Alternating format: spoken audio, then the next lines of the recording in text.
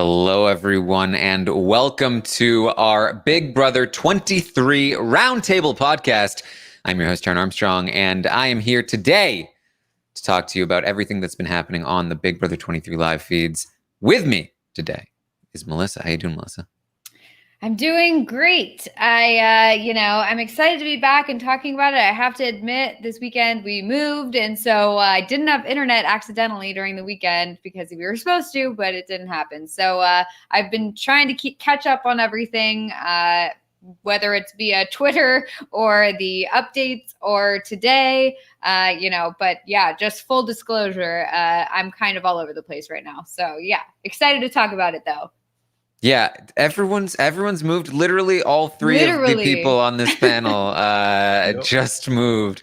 Although technically, I didn't just move, but it still feels like it. Also with us here tonight is Pooya. How you doing, Pooya? I'm doing delightful, Taran. To all the viewers, all the listeners, none of your portfolios are safe tonight. So I'm very excited, very excited. I always love a good roundtable sesh, discuss everything, analyze, put numbers on. It's a good time.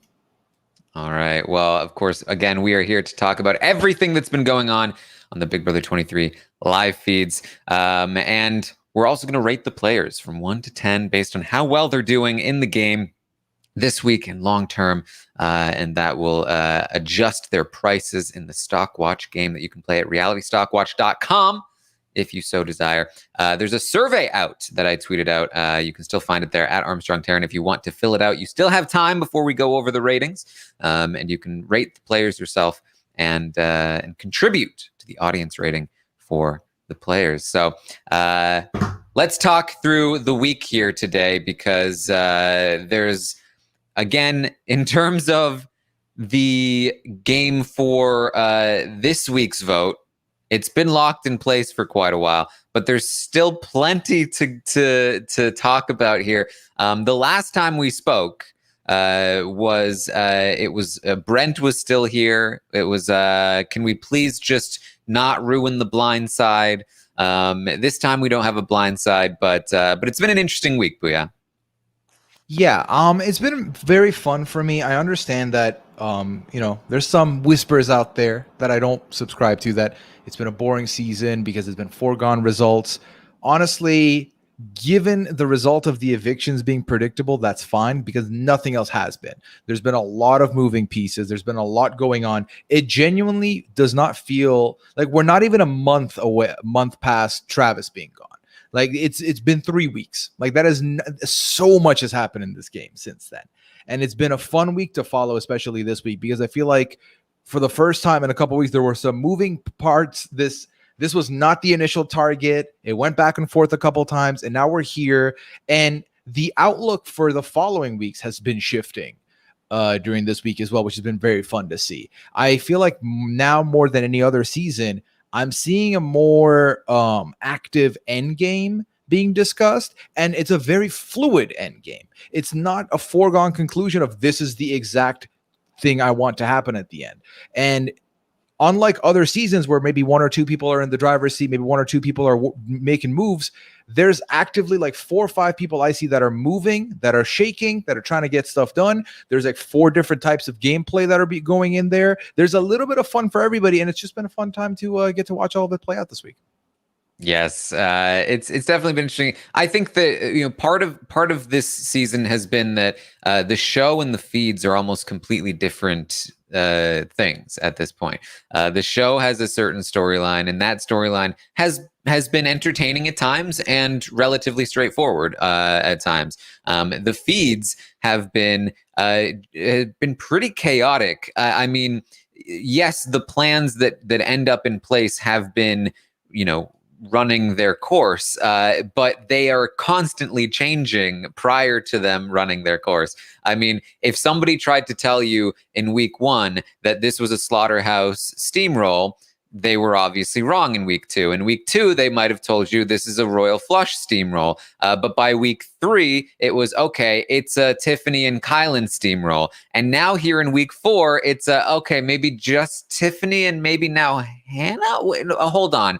It can only be so many different kinds of steamroll before it's not a steamroll here, because everything is changing all the time, and I've found it very entertaining, Melissa. Yeah, definitely. And I mean, okay, I have to be honest, like a lot of the time when they're not talking about strategy on seasons of Big Brother, and it's like, oh, we're going to do like an activity, and it's like, we're going to play pot ball or whatever they're going to play. I'm like, oh my God, snooze, like turn it off. It's done for me. But I do feel like with a cast that you like, or at least for me, like with a cast that I really like as people, and, I feel like they're entertaining, like when they do these like activities, I feel like they're really fun and I do enjoy watching them. And so it's like, even if there maybe isn't like, okay, well, is Whitney going to go home or is Hannah going to go home this week? Like, even if there's not that, there's still fun things to watch and enjoy. And maybe it won't factor into, the ratings this week, but at least it's like, it's entertaining. I mean, they did a whole court.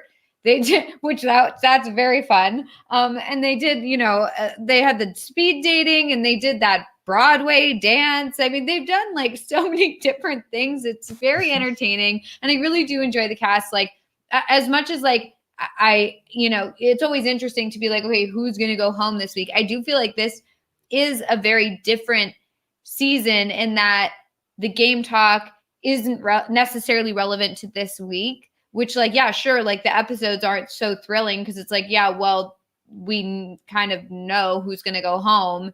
So they can't really, plan a whole episode around the drama of that. But it's like, there's so much other things there that it still keeps me entertained and I'm still really enjoying it. And especially because I really like everybody that's in the house. So it's not like I have one set of people that it's like, okay, I just hope these people get by this week. It's like, no, I want to see everybody play. I want to see what happens, and I want to see the intermingling of the different, strategies and the groups and this and that. And I just am enjoying myself. I really am. Yeah, I think that for me at least, different people have different tastes. Different people are looking for different things when it comes to watching Big Brother. I think the case that I would make for this season is that I don't think anybody can definitively say like this has been a bad season up until this point. I think that you might say it hasn't been to your tastes. You prefer more drama. You prefer more week by week. Will the vote go a certain way? And I think that's fine. But I think that, I think this season is providing a lot for a lot of different things for people that are looking for those things. And those are a lot of the things that we're talking about here tonight. So let's get into it here. Obviously, the Brent blindside did not go through. And Big D is still dead to me because of that. Big D ruined the blindside. He told Brent about it. We did talk with Brent afterward, and that was an interesting conversation. We then got a Christian HOH, and for the next, 2 days, essentially, it was a battle, and it was an interesting battle for who is going to be the target, because Sarah Beth was pushing for it to be Hannah. Alyssa really wanted it to be Hannah. Christian was listening to both of them, and Xavier was striking out, trying to convince them otherwise.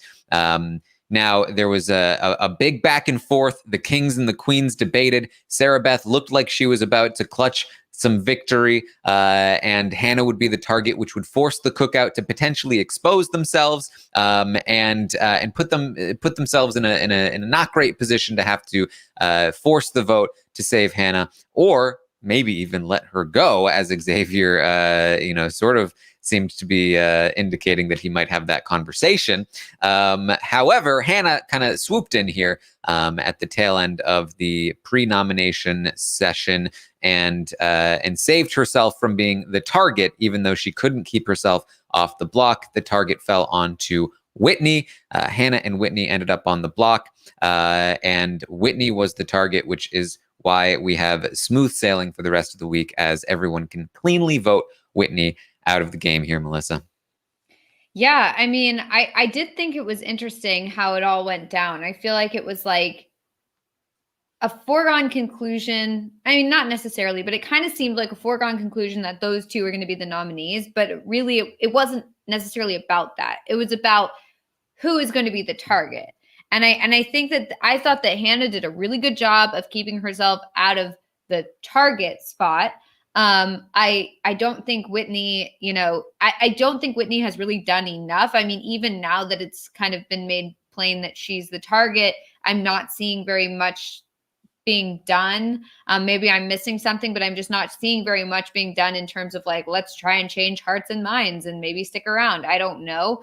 But I do think that for the most part, everybody did pretty well this week in terms of, trying to put the target on who they wanted the target to be and keep themselves in a good spot. Except I have to say, I thought that Sarah Beth kind of put herself too far out there. And I get why. Like all of her arguments made sense in terms of, well, why are you guys fighting so hard for Hannah? That makes me nervous. Like everything she said was right. And I do think that she should be, worried about Hannah. But the way that she went about it, I think was too aggressive, too pushy. I think that it's one thing to be like, okay, well, here are my thoughts. What do you guys think? But then if everybody else is kind of pushing back on you, it's like, now is not the time to be really putting yourself out there. Because I do think now she's in a precarious position where everyone's like, okay, Sarah Beth was really pushing for this. Now I'm kind of worried about Sarah Beth. And before this, no one was really all that concerned about her, or at least not in this way. So I think that while she was right, I think that she shouldn't have gone about it in the way that she did. And I think that once you start receiving pushback like that, I think you kind of just cut your losses and say like, okay, well, this clearly isn't going to happen this week. I need to figure something else out. And, so I'm a little worried about her. Yeah, I think the big fault here too is that not only did she push so hard, but she did it very publicly. I mean, it was a meeting of 7 players total, the Kings and the Queens, where she was very, very pushy in wanting to get her way and made arguments like, it's concerning me how hard you guys want her to stay. It's great that you guys can talk about your jury votes. I'm just trying to get myself there. She's a threat to my game. It's kind of a threatening argument. It's kind of like saying, you guys are screwing me over and I see what's happening and, I'm not going to let it stand, which, whether it's true or not is not something you want to hear from somebody so publicly, especially when Sarah Beth had already done some good work. She was, again, really just really, really destroying Xavier when it came to influence over Christian and Alyssa. And she was doing that in a more private way because it was just with the Kings.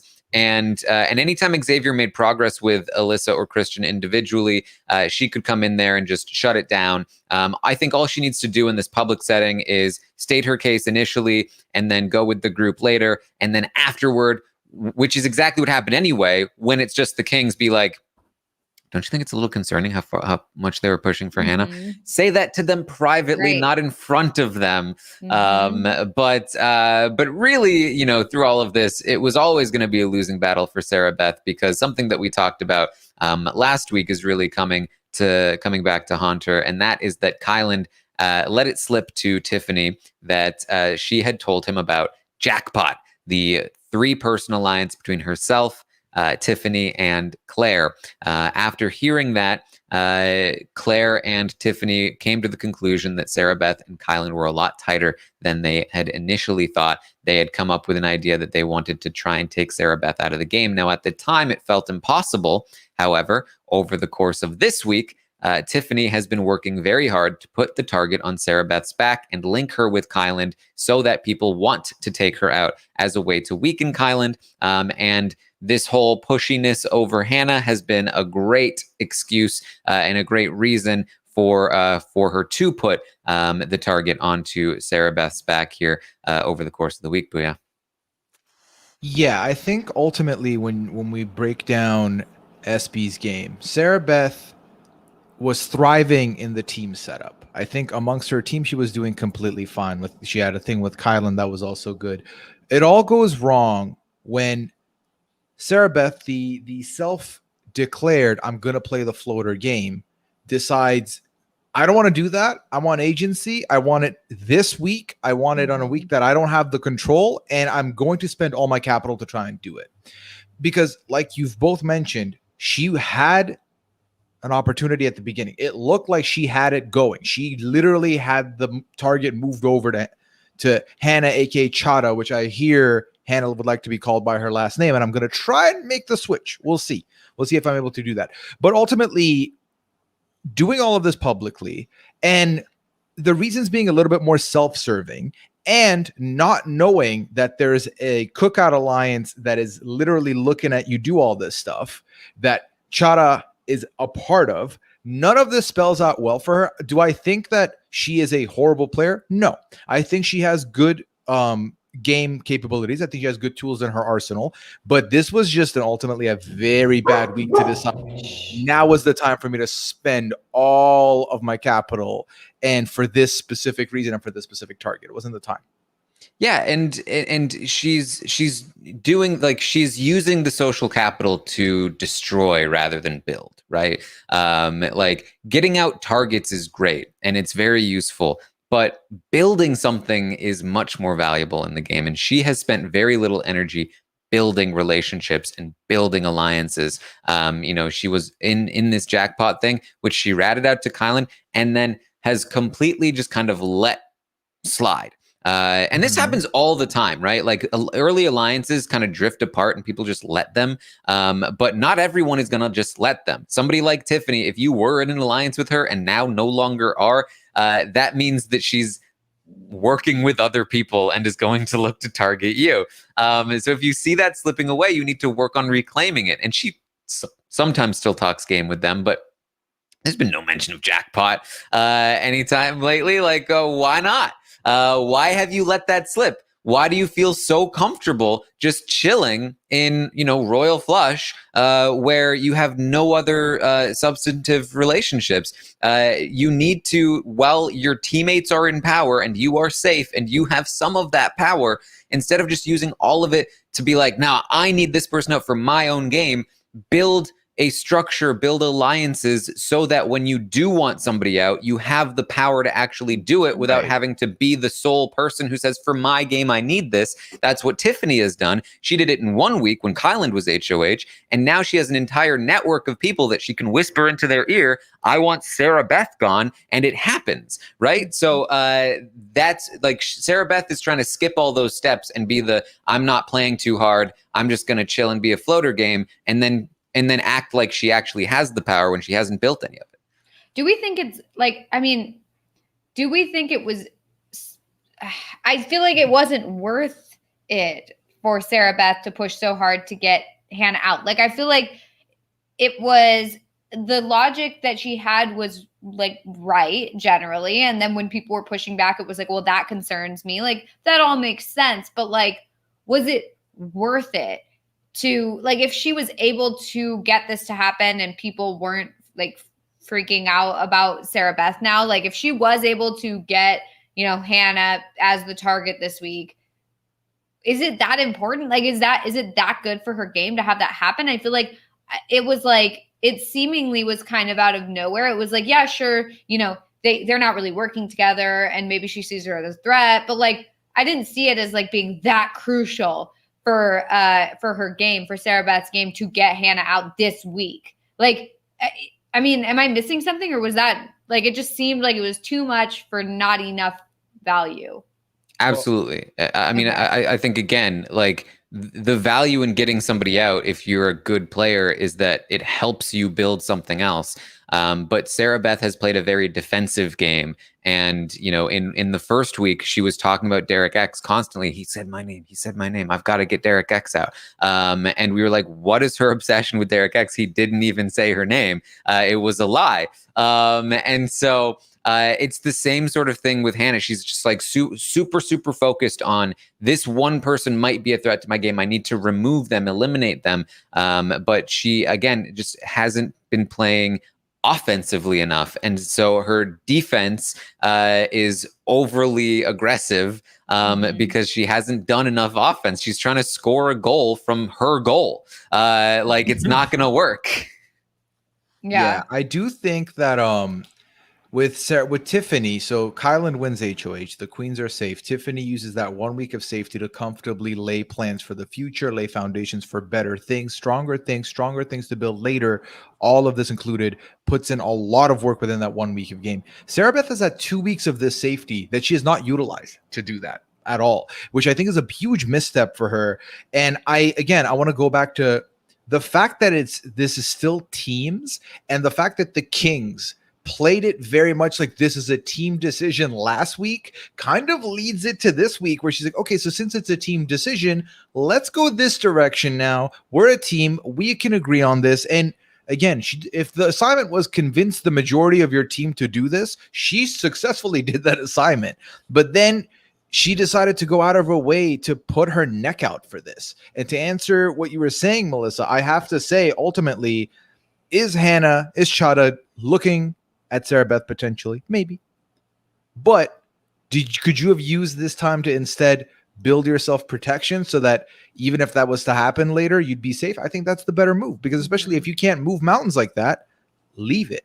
And I think that ultimately, when looking back, Sarah Beth will realize that this is where her whole game starts unraveling. This is where everything goes a mess. And we haven't even touched on the fact that aside from all of this, the pushing, the zeroing in on like a specific target, it's been more and more evident to a lot of people this week that her and Kyland are pretty much attached as a pair. Like, this is very much like they've made it so clear now. Whereas before it might have been a little bit ambiguous. There's no more ambiguity anymore. People know. Yes, and that has been one of the storylines of the week as well. Tiffany at the tail end of last week was looking at Kyland as her final two. Then she saw how close he was with Sarah Beth. That upset her. She decided to come up with a new plan that allowed her to get rid of Sarah Beth sooner. She has now accelerated even that. And since then, Kyland has slowed down his game talk as she advised him to do. But I think that what she was mostly hoping for probably is that he would slow his game talk with Sarah Beth specifically. And instead, what he's done is slow his game talk with everyone but Sarah Beth, it seems. He is still with her a lot, and they are somewhat affectionate toward one another. And that has only made it worse for them in terms of being linked together. And so not only has Sarah Beth's game gone straight, down the or up the target list, I should say. Kyland's game has been unraveling a bit as well, because everyone sees how close he is to Sarah Beth, and nobody feels like they are close enough to him because he's too close to her, and so. Things are not playing out well for Sarah Beth or Kyland this week so far as all of this goes down. So we also have Claire, who won the wildcard competition and got safety until jury, which we can assume means safety for this week and next week. Now, the veto ceremony has happened. Whitney and Hannah stay on the block after Christian wins another competition. He wins this veto. So she doesn't need the safety this week anymore, but she should have safety going into next week. She will be one of the jury members this season. But where does it end? Where does it go from there? Because Tiffany has been talking about Claire as somebody that she is wanting to drop somewhat soon, and that Claire is too smart. She will figure things out, and she feels so guilty about the whole situation that for her own sanity, she needs Claire just gone. And can Claire figure that out in time and adjust properly will be another big question, I think, in the coming weeks here. I think that's such a mistake. I just think that I don't see why that makes any sense. And I get it's like guilt or whatever, but like it does not make any sense to get rid of Claire as soon as possible. I mean, it makes me not happy, to be honest. I think that that's a bad move. It's just, yeah. I don't know. I want Tiffany and Claire to work together. I want them to go to the end. And, I think that it's a mistake I think Tiffany, what worries me about Tiffany is I do feel like she, as much as she likes to say to the cameras, like, oh, I'm like, sorry if you don't like my game, I'm doing this to win. Like I'm playing to win, whatever. I don't believe that she's actually doing that. I do feel like she plays to optics sometimes. And I think that I see why, the members of the cookout feel a certain way. But it does make me feel like for Tiffany's sake, I think that she should not be just relying on the cookout. I think that they recognize Tiffany as a big threat, and I would be worried for her if it got down to those guys as the final 6, because I do think that they might take Tiffany out, and I think she needs to have some sort of backup in place, hey, I have Claire here, I have Derek X here, I have all these people here who want to keep me in, and I don't think that she should just be willing to take 6th place, just because of the larger message. And I mean, maybe I just don't understand it, and I totally am willing to accept that, but I do feel like for her own personal game, like I think that keeping Claire longer makes more sense. And her whole, argument of trying to say like, oh, let's get Claire out right after jury starts or whatever is like, don't do that. No, I don't know. So for me, it's very interesting because I kind of in an attempt to understand where Tiffany's coming from, right? Tiffany's like, well, if Claire goes in first, she can set the tone for the jury. That's someone who's got my back. That's good for her. And also she can keep her cookout plans that she has intact. But it's weird to me because to me, it's like Tiffany has arguably done the best so far, right? Actually, not arguably. You can't argue that. It's facts. But it's like, Tiffany has all the cons. She has a PS5, an Xbox Series X. She has all of them. But then she's like, I'm just going to keep the GameCube. It's like, well, that's great, but you can also keep all your other consoles. You don't have to sell them off. Like you don't need, you can keep all of them. I don't understand why you don't want to keep all of them. Right. Because she discussed some stuff today, which I'm sure we'll touch on. But her like hit list of who she would want gone. And within the first 3 weeks of jury, she wants to lose 2 of her closest non-cookout allies. And I just don't understand that.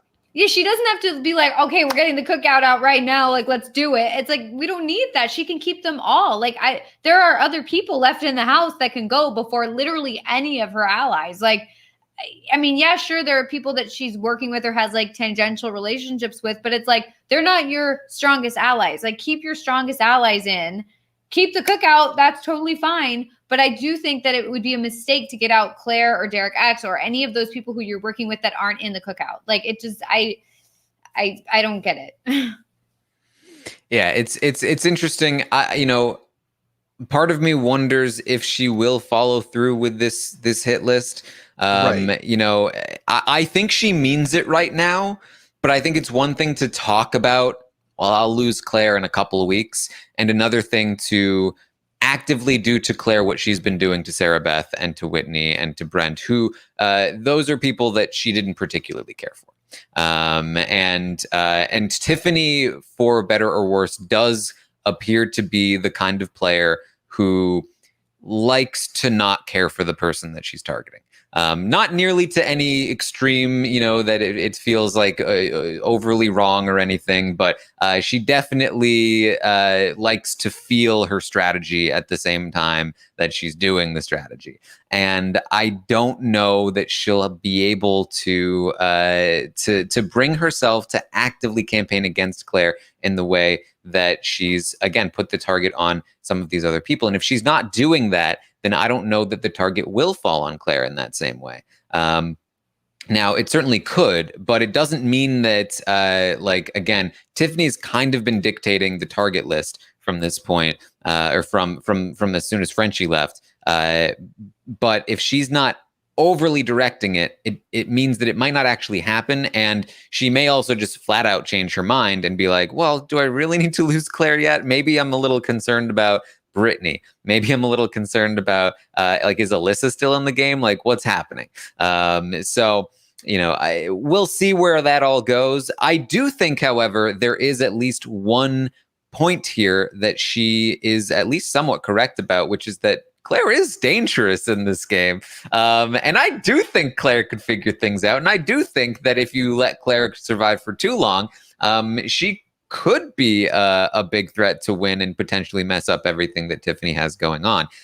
So I actually don't hate the move too much for her to turn on Claire. But because she does have so many options, but I do think she needs to set herself up in a stronger position before she makes that move. And I don't think she's in that position yet. I think Claire is an essential part of her structure right now, especially because she's not maintaining the Kyland connection very well at the moment.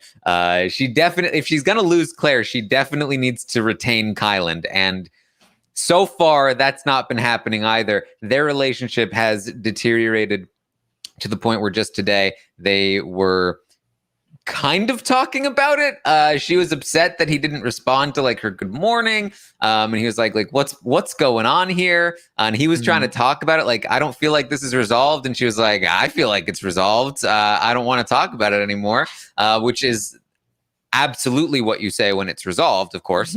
And I can only imagine that Kyland is going to realize that he needs to start getting to work again, especially once Sarah Beth becomes a target next week. And if Kyland turns back on and is not team Tiffany, she's definitely going to need Claire still in the game to help combat that. So again, some very interesting stuff going on here.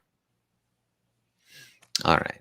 So we've got all of that going on, and heading into next week, we have an endurance competition. We have a few different people looking to target different people. Christian and Alyssa. Alyssa's the only one competing of the two of them, are looking to target Azah, and we don't necessarily know who they would put on the block next to Azah. They can't put Claire on the block. They are unlikely to put anybody from the Royal Flush on the block. It would likely be another Joker. The big question, of course, is would they put Big D up next to Azah, or would they put Brittany up next to Azah? If they're not sending Brittany home, they probably wouldn't want to put Brittany up next to Azah, so might be Big D. And that would obviously pose a problem to the cookout. They're, of course, probably going to be trying to work Christian and Alyssa as much as possible to make that not happen. They would probably try to shift their target from Azah to Brittany as much as possible. And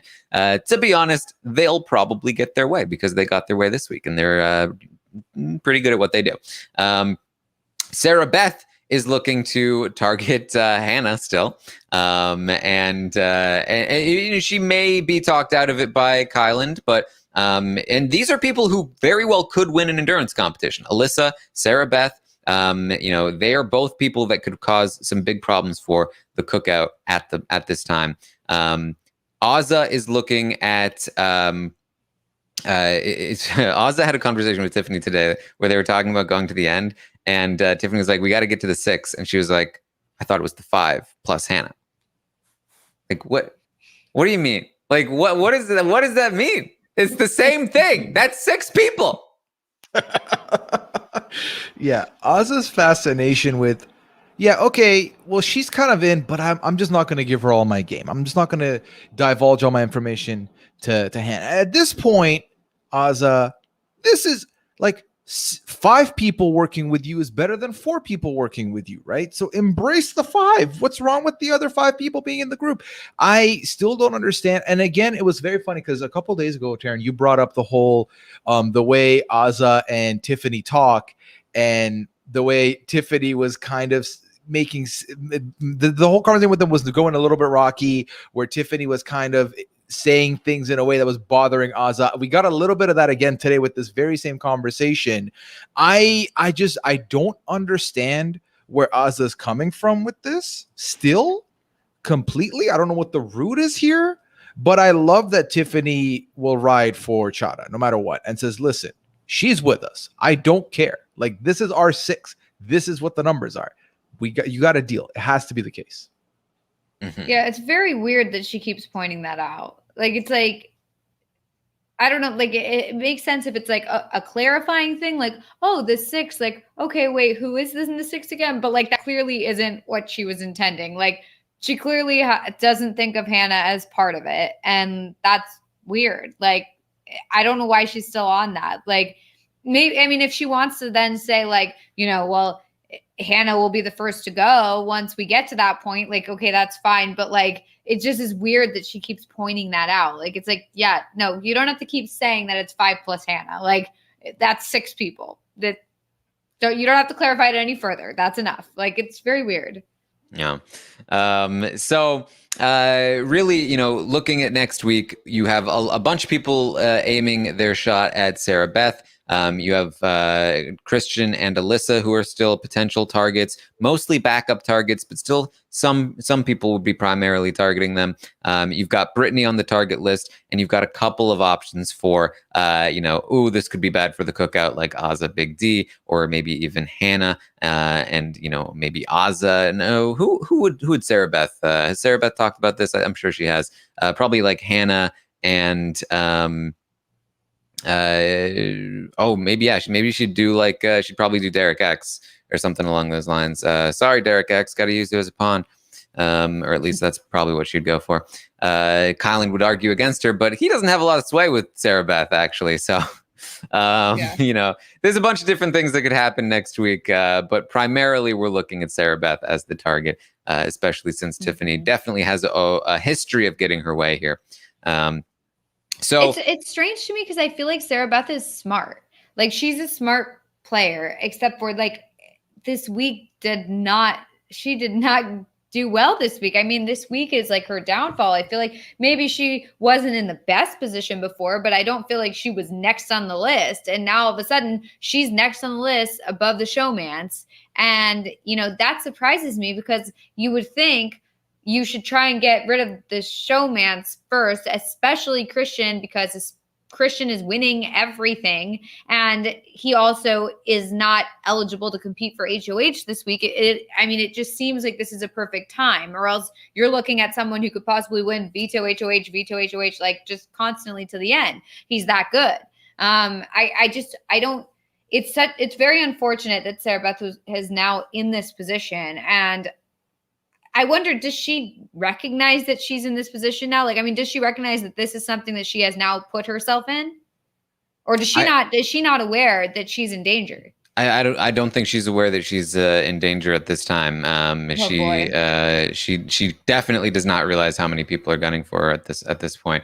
I think this is a good example, though, of like, I think there are a lot of good players in this house. I think Sarah Beth is a good player. Kylan is a good player. Xavier is a good player. I think even Brittany has some chops in terms of how she plays the game. Maybe not quite on the same level as some of those other people, but there are a lot of like good players in this house, and a lot of them are taking the kind of like, I'm going to play a little bit, I'm going to lie low a little bit, I don't want to play too hard. And of those players, even Whitney was doing pretty well. Whitney was a player. Brent was a game player. Like, all these people who play the game, Brent was pretty bad at it, but Whitney was not terrible at it. She just wasn't aggressive enough. Sarah Beth hasn't been playing hard enough. Kylan this week hasn't been playing hard enough. Brittany hasn't been playing hard enough. A lot of people not playing the game hard enough. And right now, last week it was looking like Xavier might start to get into some trouble. This week, things have played out well for him. But I think this is again a good example of, we've got all of these good players who are looking to like ride that sweet spot of, I don't want to play too hard. And what they're really doing is just allowing themselves to be, swept up by fate. And only one of those players at any given moment is going to be in a good spot, because the rest of them are going to be, oh crap, well, I've just let myself get put into a terrible spot by the person who's actually playing very hard, which is Tiffany. So it's interesting for me to see, especially in a cast like this, where the kinds of games that all of those players are playing right now would typically be more than the summer camp vibe of the rest of the house. But in this house in particular, it's really like you're basically lying down right now because other people are full on sprinting. Right. And so it's very interesting for me to see. And I think a lot of the time people are thinking that they're safe. I feel like it's like they're too comfortable, and then by the time they realize like, oh no, I'm not safe, they're already on the block. The week's been decided, they're going out the door. And I feel like that's the scary thing this week this season is I feel like normally you have a little bit more time to prepare yourself because it's like there's usually a bottom and there's usually like a top alliance and everyone else is on the bottom. So, like, okay, well, here's the remainder and I'm going to be one of those people that gets picked off and we're all just going to get picked off one by one. So I better like figure out my situation. And you kind of like know in advance you're in trouble. Whereas I feel like everybody in the house thinks I'm doing okay. I'm in a good spot. Until all of a sudden they're not, and they're already out the door, and that's the end of it. And that's like, I mean, Whitney even. I mean, you saw how confident she was when she was like kicking Brent out the door last week, and now all of a sudden she's in that same position. And I just think that is kind of a new thing that we're seeing this season, where people don't have the opportunity to really, make sure they're safe because they already think they're safe. I don't know. Yeah. It's just interesting. Yeah. I Absolutely love that this is the season being named the new era, because this is very good for what's been happening. I feel like, in older seasons, we've talked about how the casting's kind of done in a way very like specific. Okay, this person's here to fit this role. This person's here to fit this role. This season, I feel like we've got 8 different good type game players. I said 8. I retract that. It's less than that. Please don't think I think 8 people are really good in this house. But we have the type of player who's probably a little bit closer to the old school, who is trying to lay low at the beginning, make some connections, then at the end start winning some competitions. We've got the person who's new to the game potentially, but winning competition to try and get agency. We have the person who's working on social game every single day to get alliances going, to get stuff going, to get stuff sorted out for the end. We have so many different types of gameplay. So there's someone you can root for in every direction, and each of these types of games can be a winning game. And it's just wild to think that in this specific house, there's simply, because of how good the caliber of gameplay is, you take one of these players, you put them in another season, they might be dominating the season. Like, that's how good I think the level of gameplay is in this season.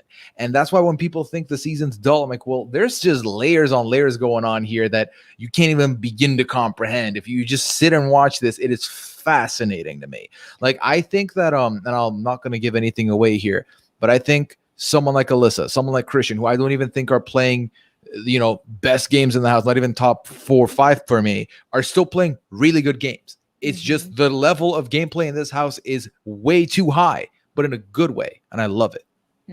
Yeah, I mean, Christian and Alyssa are one of the savviest like showmances, like typical showmances that I've seen in a very long time. Alyssa is certainly like, I mean, you compare them to, for instance, a Jackson and Holly, who obviously go on to make the final 2. Very successful showmans there. One of the more recent successful showmances. They are better players, in my opinion. Both of them, I think, are better players. And Jackson and Holly weren't slouches, but they were probably above average. They were pretty good at different points in time. But I think Christian is a better competitor than Jackson is. Although we'll see how he does in mental competitions. But physically, I think even he's been better than Jackson. He's got more skill, I think, than Jackson does. And then Alyssa is a lot more active. Again, I talked about this the other day, but it might have been this morning. Again, who knows at this point? But when Alyssa and Christian talk about like, oh, I think we're in a good position, they don't then say we should just throw all the HOHs now.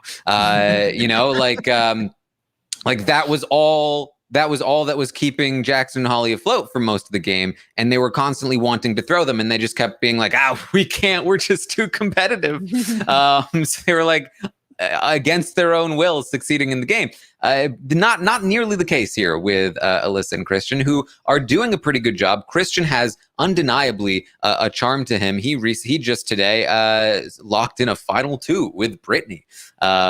He's working. He's doing some things. Brittany, Azza, the Jokers don't really want to take a shot at Christian and Alyssa. And like the whole idea of using that showmance as a shield doesn't appear to be working at the moment because nobody's willing to take the shot. And that's in part because of the relationships that they've been building.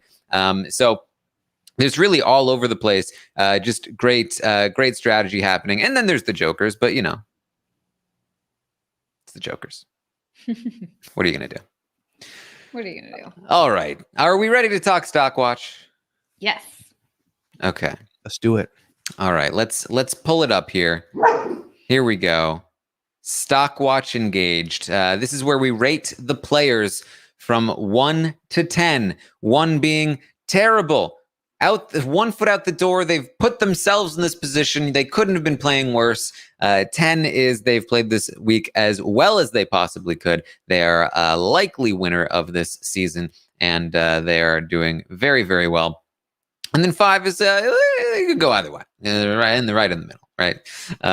So I polled the audience and got the audience ratings for these players. We will also give our ratings here, and then we will average it out. It'll adjust the prices on the Stock Watch, and we'll see where things go. Okay, let's get into this here. We're going to start with Alyssa. Pooya, how do you feel about Alyssa this week? All right, so I want to preface, I did this last time, so I want to preface how I do my ratings before people are like, why is this happening? You'll know now. Like I said, I genuinely see almost every player in this game playing a different game to one another. So if 2 people get the same grade, they're getting it for different reasons. They're not getting it for the same reason. That being said, I'm also going to compare last week's rating to what I think is going to be going on this week. So Alyssa, last week got a 5. This week, Christian wins HOH. She's safe. And I really feel like the go-to solution next week should have been, well, Alyssa and Christian need to get split up clearly. That's the move. That's got to happen. They're in the Kings. There's 4 of them.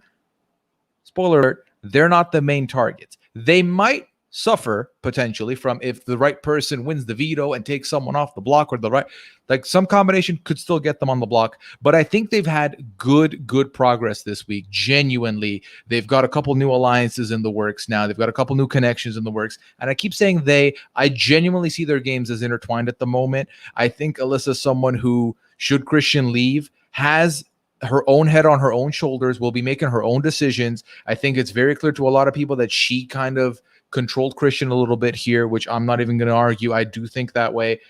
Everything is a net plus from last week. And for that reason, I'm giving Alyssa a 6.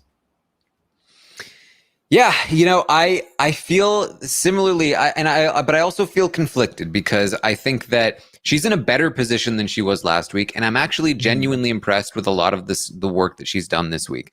Solidifying the alliance with Claire and Tiffany. Great. It provides incentive for Tiffany to keep them off the target list for the short term. Making this truce deal with Derek X and Hannah, also great. Keeps them off the target list for the short term. Successfully avoiding nominating any of the Jokers. Great. You successfully got off of their target list for the short term. And all of that work has led to a decent place for them next week, where they were one of the bigger targets coming into this week, no longer the case heading into next week. I like a lot of that work, and Alyssa is certainly trying with the long-term plans as well. She is a bit out of her depth here because there's still a lot going on. But I'm very impressed with the work that she did this week. I'd maybe give her something like a 7, given all that she's done, because again, some people don't put the work in over the course of the HOH week to make these things happen. However, the person they're sending home is not the person they should be sending home. Whitney is not the correct target for them. They should have at least stuck to their guns when it came to Hannah. They got flat out played by Hannah, who played on their past history of a relationship when Hannah had actually been gunning for Alyssa and putting a target on Alyssa's back for weeks prior, and still could put them up on the block. The only reason she's not is because she has to deal with Sarah Beth first.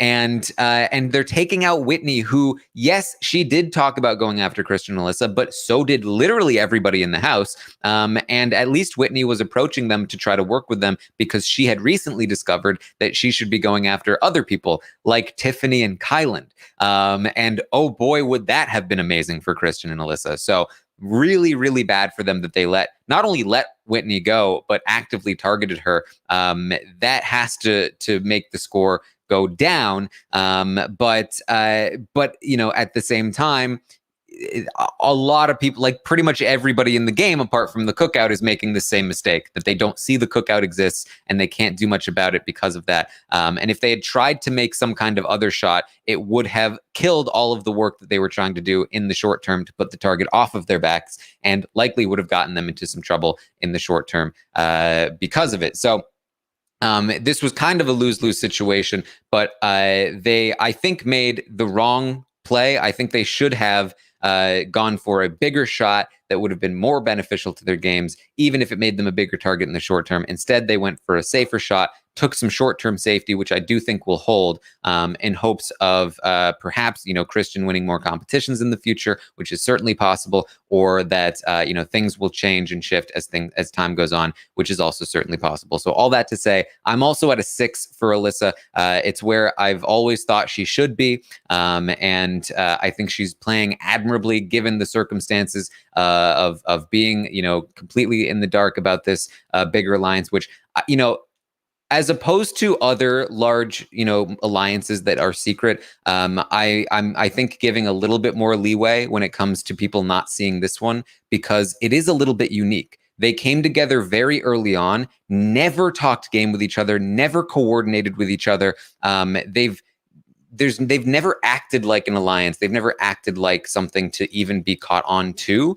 And because of that, I think, you know, I don't think that the audience even saw them as a locked in alliance until just last week, when Tiffany decided out of the blue that she was going to change her entire plan and go in this other direction. So there wasn't even anything to catch really until last week. So the fact that they haven't caught on to it yet is like, I mean, how could you? It's such a strange thing here. So yeah. So for me, Alyssa's at a 6 here, and she should be safe moving forward. I do think that her and Christian still have legs in this game, primarily because she still has some decent instincts, and Christian is just a remarkable competitor in these competitions. So we will see how all of that goes. Melissa, how do you feel about Alyssa?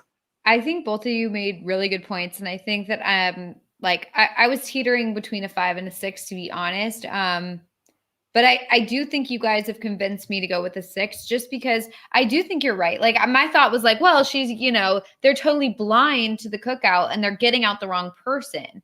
But I think you're absolutely right that, like, why would you think the cookout was an alliance? Like, under any normal circumstances, under any normal game, an alliance would make some sort of indication that they were working together. Like, I don't know, meeting, talking to each other, forming as a group. Like, I mean, that would be, you know, a dead giveaway that this is an alliance. But, and I think another thing, and I don't know if people like want to say this, but I'm just going to say it, that, like, if the cookout, if you were to assume that the cookout is an alliance because of, like, why they formed, like, they formed for a reason. And if you were to make that assumption as an outside person, like, well, they must be in an alliance because of, you know, this factor. They all are very, you know, whatever. And they all have a larger message to portray, you know, that sort of thing. You would be like, I'm terrible for assuming that. You know what I mean? Like, it's not like you should automatically assume that people are working together because they have similar backgrounds. You know what I mean? Like, that would be bad. And so, like, I could see why people would be like, well, why would I automatically assume that they were working together? Like, they don't meet, they don't hang out, they don't do anything that a normal alliance would do. So I absolutely think that it makes sense why you would miss that. And so I don't think we can hold it against them that they've missed this. So, you know, I do think that I have to be more generous, I think, to them, because I do think that they're playing well. And I do think that, you know, they still have room to go in this game. I think that if everyone was looking at them and saying, okay, next week we have to break up the showmance, I'd be much more concerned with them. But it does feel like Sarah Beth has given them a little bit of time to at least figure it out. You've got like this, this endurance comp coming up. And I think that Alyssa could do well. So, you never know. But I feel like I do have to bump their scores up because I am impressed with them generally, even if they're getting out the wrong target this week. All right. Well, the audience, it was somewhat close here, but they did not go with the 6. They went ahead and gave Alyssa a 5, same as last week. But she did finally, I said week 1, I thought Alyssa was a 6. But she was on the block and in a bad spot. She's finally made her way up to the 6 here overall. So we'll see how that goes. Let's talk about Azah. Azah. I gave her a 3 last week, as did the audience. She volunteered to go up on the block last week. So that wasn't great.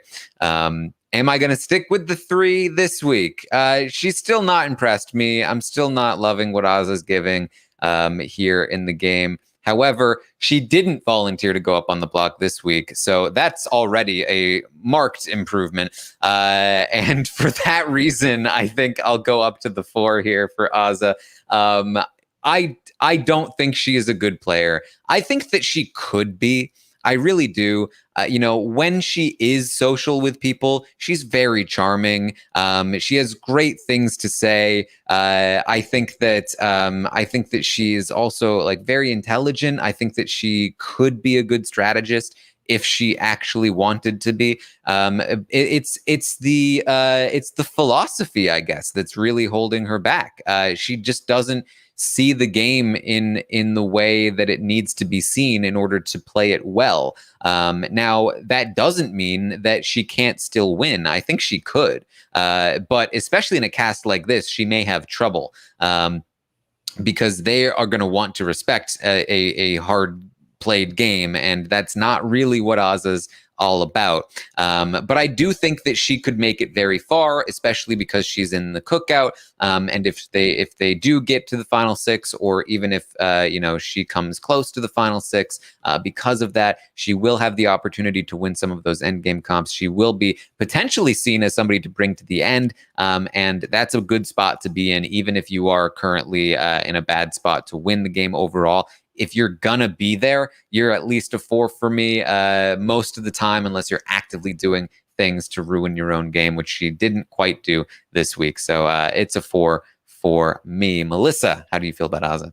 Same, 4 for me as well. I feel like I think if she didn't have the cookout, I think she would be in a bad spot because people are talking about putting her up on the block, maybe not as the target, but at least as a pawn. And I think that if she didn't have the cookout behind her, like to keep her safe, she'd be in a lot of danger because, pawn goes up, someone wins veto, pawn goes home, you never know. So I am a little worried about her. And I also am worried, I just don't know if she has the strategy there. I think the way that she communicates to people sometimes is a little, is bad for her game, to be honest. So I just am not super impressed so far. Unfortunately, as much as I like her, I'm just not super impressed. So yeah, it's a 4. Pooya. I have in my notes 4/5, and then next to it I have 5 if I thought that she would use the game position that her alliance has put her in, that the game has put her in. She's getting a 5 because she's in a very lovely spot. The problem is, and I think it was BB20, Taran, you kept talking about killer instinct with Casey. I don't know if Casey has a killer instinct. This isn't that, but I don't think she has the game instinct. I genuinely don't see it. I think that the thing is, she's had a rough start in this game. Her team was just constantly put up. Frenchie was targeted, blah, blah, blah, blah, blah. But I feel like she's positioned currently in a great spot, right? But is she going to wake up and decide, time for the game, let's get it, let's go? this is what I'm doing. I'm going to grab the agency now and pull back. I don't see any of that. That's why she's getting a 4 from me. Otherwise, genuinely, if I thought she had even 30% of what I'm describing, she'd be getting that 5. Mm-hmm. Yeah. All right. So a 4 from Pooya. Yes. And it is a 4 from the audience as well. They crossed that threshold just barely, but they got over it. So it's going to be straight 4s for Azza this week, which ultimately is the same. Or no, it is a little bit above last week. Looks like. No, sorry, I looked at the wrong one again. It is the same as last week. The person that got a 3 last week was Brittany. Overall, Brittany got the 3. Melissa, how do you feel about Brittany?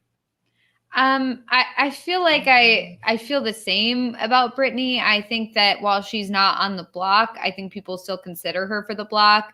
And one of these days she's going to go home. I don't feel like she's doing really well in terms of, forging alliances with people. I don't think she's using this week as like a good, platform to move forward in the game.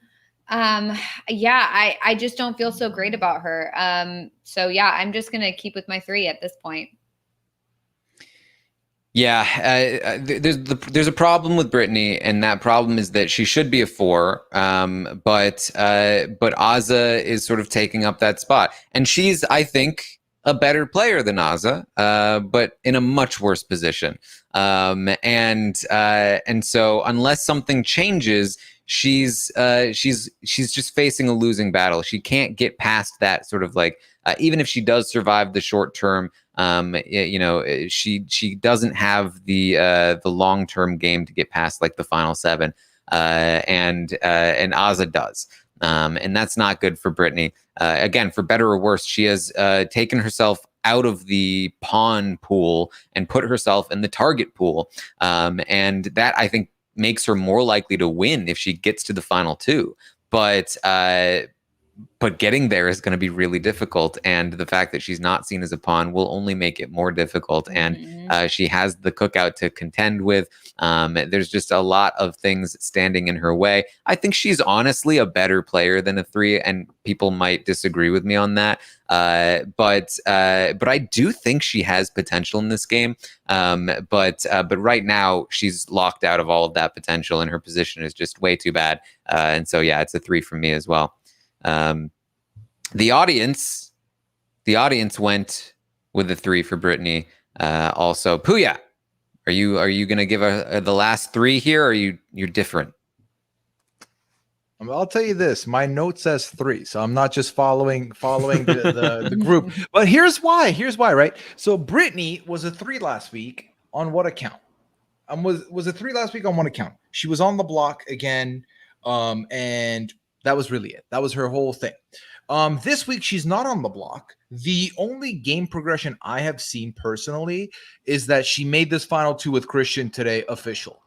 But even if this final 2 was to get completed, she will lose in this final 2. So this is not going to progress her game, because I do think that in this season specifically right now, the way things are standing, if you are, and this is, again, they don't know the cookout is an alliance. If you are not in the cookout, you need to be making connections with at least 1 or 2 people within the cookout to further yourself. And Brittany, I currently do not see having that kind of connection really with anyone within that alliance. And then on top of that, I just don't see Brittany being able to shake off the persona she currently has in this house as the person who's on the block twice, unless Brittany gets some agency in the game by winning a competition. And I don't think it's impossible for her to win a competition. I don't think she's drawing dead in competitions, but she has to win one to really pull herself out of where she is at the moment. And until that happens, I don't see her pushing up again, unless, again, she makes some inroads. The other good thing that's going on for her is, should we believe the boot order that Tiffany has, and should Tiffany be successful and implement this boot order, Brittany's making it to final 7. But that, again, isn't saying much for her game at all. So that's where I'm going to be sitting. All right. Let's get on to Christian then. And I'll lead off with the audience on this one. And this is actually this is interesting. This is a little bit surprising from the audience as I look at this. It's just barely, but Christian has actually moved up for the first time from the audience, and he got a 6 from the audience this week. So so there you go, a 6 from the audience. Pooya, how do you feel about that? 6. I mean, listen. Would I have said Christian would be the one to go up on the audience's eyes? Not really. I don't think 6 is a bad spot for Christian. I really don't. Matter of fact, I have Christian as a 6. Like I said, to me, Alyssa and Christian have been kind of tethered here. Christian, after winning all these competitions, should be the number 1 target going into the next week. Should be. Everyone should see this as, listen, if we do believe that jury's about to start, let's get rid of the guy that's won everything. It makes sense. He can't compete next week. Let's do that. But instead, because of the threat he's posing, I feel like a lot of people are now trying to hide behind the, we'll get him at the double. We'll sneak him out in the middle of the double. He won't know better. That'll be fine. There's a lot of people like Tiffany's talking about she needs specifically Derek X to take the shot. And it's like, very specifically, no one else can take this. It's like, only you must go on this mission. It's like some kind of like Lost kind of thing where it's like, this is your legacy. You have to board this plane. Why? Why is it TX? Can we pause on that for just a second? Because sure. I like, and you always have to take these things with a grain of salt, because she was talking to somebody else about this, but you're right. Her plan is that Derek X needs to stay in the game because only he is able to beat Christian in competitions. And so we need to keep him around for as long as it takes to get Christian out. But my question then is, how do you take Derek X out? Who watches the Watchmen? Like, well, if Derek X is really good at competitions and is the only one that can beat Christian, who's really unbeatable at competitions, then once Christian's gone, you can't beat Derek X either. Right. It doesn't make any sense. Maybe they just assume that they don't have to worry about it. I don't know. Maybe they'll cross that bridge when they come to it. Yeah, and someone will be able to defeat him. Mm-hmm. I don't know. I think everything should make it evidently clear. Get this guy out next week. And listen, it's not impossible. He's still on the lists. He's still possible. There's still chances where he goes. And I think there's bigger chances that he will go before Alyssa more times than not, I believe. Despite people saying that they think Alyssa might be a better game player, he's the one winning the competitions. So, but then when you think about it, what I said earlier about what are your relationships within, the cookout and within other people besides Alyssa? He's got a good thing going with Xavier. He's got a decent thing going with Tiffany. Like, he's very well situated, in my opinion, to progress. If he keeps winning, people are going to want to keep working with him if they're not the one taking the shot at him. And currently there's enough people in the house that do not want to be the one taking the shot at him, which means he should be okay. Again, the wrong person wins HOH next week. He could be sitting on that block. But for this week, the dude won both competitions and is not the immediate target next week. For that alone, he should get a 6, but also his team is intact. Alyssa's good and he's fine, and he gets a 6. Yeah.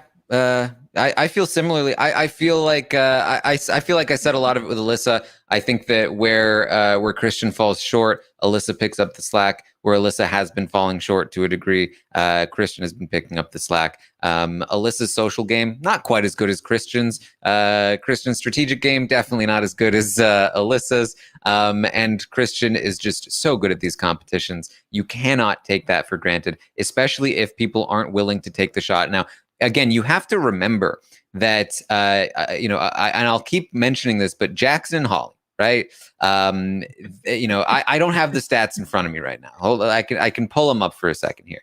But I think people overestimate the ability to take out these competition threats, especially when they're in a duo.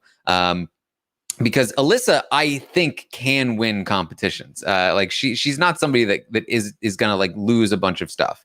But Jackson and Holly are gonna trade HOHs for at least 3 weeks here in Big Brother 21. And then there's one double eviction, and then Jackson wins the next 2 competitions in the next final HOH. Like they had very few opportunities to take one of Jackson or Holly out of the game. They decided against it in those few chances that they had, and they paid for it because they never really got another chance. The same could absolutely end up being true of Christian and Alyssa. And that's something that the house guests should not be ignoring, and it's something that we should not be ignoring. And that's one of the reasons why, for me, they are still, they are right now 6s, as opposed to anything lower than that, which, their long-term, positioning would, I think, potentially indicate. So there you go. Melissa, how do you feel? You're muted. Yes. Sorry. Just trying to keep the dogs quiet. Anyway, I feel the same way that you guys feel about Christian. I feel like under any normal circumstance, he would be next on the target list, like high priority. We have to get this guy out or else he's going to win everything. And he's really not. I mean, yeah, people are talking about it, but he's not. He's not even the next one to go according to these people's lists. I mean, like they want Sarah Beth before they want him. And even when they're talking about getting Christian out or putting Christian and Alyssa up, a lot of people are saying Alyssa should be the one to go because she like controls Christian, quote unquote. So I do think that he is doing a pretty good job socially, and he's also doing a great job physically. However, that does come with the fact that it puts him up there as a big threat. But if no one's going to take the shot, if no one's going to do anything, then who cares? So yeah, I'm going to give him a 6 as well. There you go. Straight 6s for Christian. Christian and Alyssa on the rise this week. All right, let's talk about Claire. Pooya, what are your thoughts on Claire? It's interesting, right? So Claire, I would like to announce our first juror for BB23 confirmed. No matter what anything else happens next week, Claire's going to be voting for someone at the end of this game. So at the very least, if she's not in the final 2. So already that's I don't want to make this a huge accomplishment in the game of Big Brother. However, moving forward, let's look at some of these other things going on. I think that Claire is someone who genuinely understands this game better than everyone else. And it's not only because she has the game sense, because she has the strategic chops, but because she understands the ever-changing meta of the game. She understands the modern Big Brother game better than everyone else in that house because she picks up on little things that make sense. She picks up today that, hey, Derek F., no one's going to take the shot at Derek F. That means if he's at the end, he's someone that could end up beating me to the end because he's a nicer person to take to the end and win against. So next week, in the double, she might take the shot against Derek F. And yeah, most people will be like, well, that's not a target. He's not going to win anything. But she understands that for her game, she needs to be at the end with not people that'll be easier to justify keeping over her. So that's great. I love all of that from her. But then you got to look at her within the scope of this house. How is she doing here? She's very decently situated. She's in a lot of alliances. She's in a pairing with Tiffany in a lot of these alliances, seen as a pairing with Tiffany. Ultimately, the biggest question mark for me is Tiffany's obsession with Claire going out early. I think Tiffany has enough sway that she will be able to accomplish this should she decide to do it. Because I think ultimately the relationships Tiffany and Claire have with the same people, Tiffany has a stronger relationship with pretty much all of them. So if she ends up pushing that agenda, I think she can get it done. And unlike the other parts of her boot list or her, the list that she's put together, I feel like Claire's the one on that list that I think she feels strongest about doing. Everyone else seems a little bit more like they could move around, but she's so adamant on Claire going early. So all of this, Taran, for me is making me decide, basically, am I giving Claire the bump up because I feel like she just got safety? Ultimately, I'm not, because that one little bit does worry me. She's safe next week, but for this week, she's staying at a 7 for me. All right, Melissa, what do you think? Yeah, I absolutely agree with everything Pooya just said. It's funny because our ratings are all basically the same, but it's all very easy to see this week. I feel like if there's not that much room for like, oh, who I think this person's doing great, I think this person's not doing great. I think they're all like we're all accurately rating them, but they all just happen to be the same. But I do agree with what Pooya is saying. Like I think that Claire is in a decent spot, but I do think she needs to start looking outside of Tiffany. I feel like now that we know that Tiffany is not loyal, like final two with Claire, I think that Claire needs to start forging relationships that are not just in a group with Tiffany. And so I think that that's super important because like Pooya said, in those groups, Tiffany seems to have the better relationship with everyone in them than Claire does. And I think that that is going to pose a problem for her down the line. So I really think she needs to start looking outside of Tiffany, as sad as it is for me to say that, because I really love the two of them together, clearly. But, I just think that that's something she needs to do. And if she can't start doing that, then I think we need to be a little worried for her. However, at this point, I still want to keep her at a 7.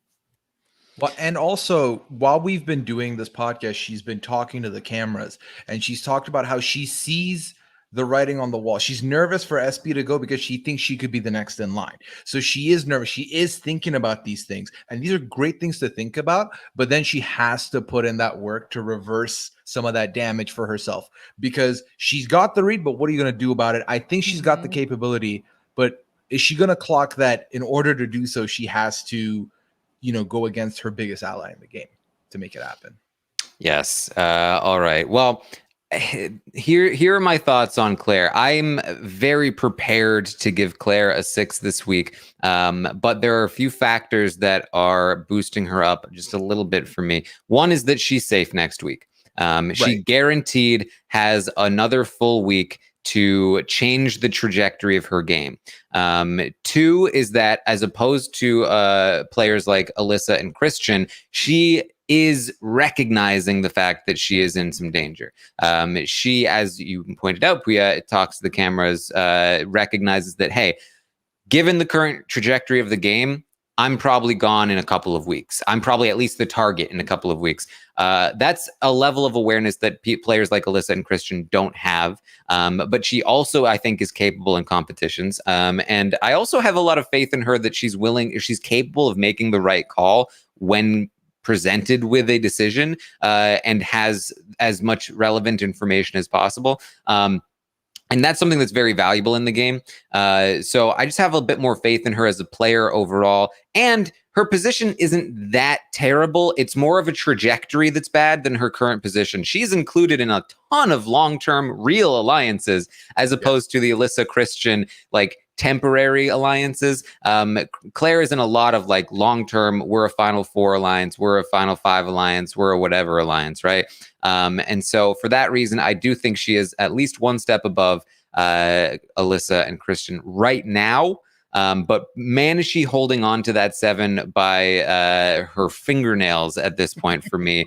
If she has not changed the trajectory of her game by next week, she is moving down on this list for sure for me. And I'm not going to think twice about it. Real quick, she did mention that she plans on throwing this HOH because she's safe. Do you think that's a good thing for her or a bad thing for her? I've thought about this because it's actually kind of an interesting dilemma. I've been very anti-throwing all season long because a lot of people need to be winning, and Claire is one of the people that probably should win a competition soon, because if she wins an HOH, that could give her the information she needs to change the trajectory of her game. But she is already safe next week, and if she won HOH next week, she can't play the following week when she becomes vulnerable. And it seems like kind of a waste. It feels like she should use the safety and then go for HOH the following week. So I do think there's some reason, and she shouldn't have anything to worry about like in that short term. But like, let's say that she wins HOH next week. The question is, could she really do something very, very valuable for her game in that week that she couldn't do the following week? One thing that she could do is remove a cookout member pre-jury. And that could be very, very valuable for her. And if she was fully aware of the cookout and fully aware of the fact that they're probably going to vote for a cookout member in the final two, if one cookout member is there, and she knew that was actually going to happen, because it theoretically might not, then I would say, even though it's kind of a waste safety-wise, you should still probably go for it, considering the fact that it's such an important thing. But she doesn't know the full extent of it, and she while she probably would go for a cookout member, she may not know how to properly, and so I think ideally she would win that HOH and make that shot. But I mean, really ideally, somebody else would win HOH and she'd convince them to make that shot. Another point that I mentioned to bring up about Claire, or I meant to bring up about Claire, was that the rift between Tiffany and Kyland stemmed from Claire. She succeeded in completely changing the trajectory of Tiffany's game once before. When she put effort into it, she managed to convince Claire to go in a completely separate direction. I think that tells me that there's some promise there as well, that she could potentially do the same with other people or with Tiffany again. So, some intrigue there, but yeah, I mean, if she's not going to like full on make sure she gets a cookout member out next week, then I think I actually would see her throw that and not feel too bad about it. So the audience also went with a 7. It's going to be straight 7s from us here on the panel and the audience. Let's move on to Big D. Melissa, how do you feel about Big D? I feel similarly about him as I did last week. I don't really feel that his game has changed all that much. I think that you're right when you say, that he could be someone who ends up just going to the end, but I do think that with people talking about, potentially targeting him, I do think that out of the cookout, I think that the people most in danger are Azah and Big D. Obviously, Hannah is seemingly in danger because, she was possibly going to be the target this week. But I think that people like Tiffany will protect Hannah, whereas I don't know if I see Tiffany protecting Azah like she protects Hannah. If it came down to, okay, Hannah versus Azah, I think that she'd let Azah go. And I think the same thing with Big D and Hannah. I think she would want to keep Hannah around and let Big D go. So I don't think he's in such a safe position. And so I just feel like I just want to stick with my rating of a 4. All right. Here's the thing. Last week I gave Big D a 4. This week, he's dead to me. So docking him a point, he's a 3. Take that, Big D. Oh my God. I'll take it. Genuinely, he's played worse this week. He's pissed people off even more. I think his end game chances have lowered even more. And I think that, I think Azah is now in a better position socially than Big D when it comes to winning a jury vote, which is kind of what matters for players like this right now. So, it's a 3 for me. What do you think, Pooya? I like the assessment. I like the part where you said that he's dead to you. Because I feel you there. No, honestly, no one is more disappointed in Big D than me, the guy who drafted him in the draft. However, congratulations to Big D. Unless Claire wins an HOH, you're guaranteed the final 3 by the sounds of everything. He's pretty much punched his ticket to the end game. No one's looking to go after him. If we would be rating based on how likely are you to not touch the block because people are terrified of how whiny you might be, Big D's getting a big 10 on that for sure. There's genuinely that factor of, I don't want to put him up because I don't want to deal with that. So that's all great, but the win equity is fleeting. The win equity is gone. It's evaporated. There's not much I can see for him to do to really shake it up for him. And with all that considered, do I see him? Do I give him a 3 or do I give him a 4? Damn, I don't want to be wasting anybody's time. Let's just go with a 3. There you go, a 3 from Pooya. And Pooya, the audience says you chose right. They also gave him a 3 this week. There you go. Wow, I was being generous. I didn't think I was going to be the generous one here. I Melissa was was like, generous. man, So I was kind. worried. I was like, I hope I'm not being too cruel here. Yeah, and again, Jen, the dead to me thing. Just to be clear, for those that might complain, it was a joke. Genuinely, I think his win equity has gone down. The way people talk about Big D this week versus last week is considerably taken a negative turn, and I think that's not good for him in the long term. Sure, Taran. Sure. Yeah. We believe you. All right. Well, let's talk about Derek X. How do we feel about Derek X? I like Derek X as a player a lot. Derek X started at literally the worst possible position in the game. He was the social pariah in week 1, and he had very little knowledge of the game to help him work his way up. But this guy has been clawing and scraping his way up the entire season, and I really admire him for it. I think he has a lot of great instincts as a player. This week, though, was definitely a big blow to his game. Long term, he loses Whitney, who could have been so valuable to him. She was very loyal to him. She was a number for him. She was one of the people. She was essentially his last chance of forming any power base of his own. With Whitney and Hannah, even if Hannah was a double agent, Whitney potentially helping connect him further to Christian and Alyssa. I mean, imagine a world where Whitney was staying this week and Brittany was leaving instead. And this sort of truce thing that happened between Derek X, Hannah, Christian, and Alyssa instead was the thing Whitney was trying to put together, which would have been, himself, Whitney, Christian, Alyssa.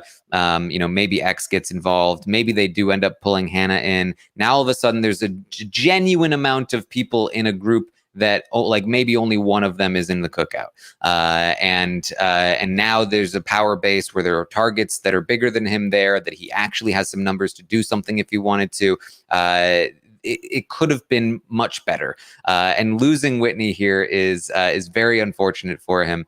And on top of that, Hannah being pulled into Tiffany's vortex means that the only ally he really has left in the game that is his closest ally is Tiffany's. And Tiffany is giving Hannah the words to say to play Derek X the way that she wants, and Hannah is bringing back everything that Derek X says to Tiffany so that she can keep an eye on the situation. If he ever gets a second thought about Tiffany, it's gonna go straight to her, I think. And that's not great for his long-term prospects. Now, the good thing for his long-term prospects is that Tiffany doesn't plan on taking him out anytime soon. So he should be here for a little while. And really, I think apart from the win his way to the end from Final 7 or whatever, which is kind of his current best path to win. I think that his next best hope is Kyland, and the fact that Kyland has fallen out of favor with Tiffany means that Kyland may be looking for allies. Kyland, somebody that previously talked about maybe not being the most loyal to the cookout. And if Kyland recognizes that his position in the cookout has deteriorated to the point that it has, he may be looking for, where are my friends? And Derek X could be a friend. Now, I also don't love Derek X going after Sarah Beth. I get it because Sarah Beth is gunning for Hannah and in a way also gunning for him. But what I would like to see from Derek is maybe I can pull together a group of, Kyland and Sarah Beth, and maybe I can reconcile the relationship here. Maybe with the help of Kyland, we can get Hannah, me, and Sarah Beth in a room together and say, we should not be gunning for each other. We have bigger problems. Who else do you have in this game, Sarah Beth? Because I'm going to bet that it's probably about the same as us. Not very many. Why are we going after each other? We should have each other. And with Kyland there to help back it up, I think it could work. I don't think you need to be locked into this war here. So I don't like the fact that he's going after Sarah Beth next week either. So I don't love the trajectory of his game. I don't love this week losing Whitney. And because of that, I, similar to Claire, almost went down to a 6. But I think he has, similar to Claire, enough time in this game to potentially turn things around. But again, Derek X, if you don't change this trajectory, you're gonna have your rating's gonna go down very soon, dude. So get to work, because it's gonna happen. And the audience is with me on the 7. I can tell you. Let's see. Let's compare it to last week. They were higher on Derek X last week than this week. They have moved down on the 7 scale. So they kind of agree with me on this one, Derek.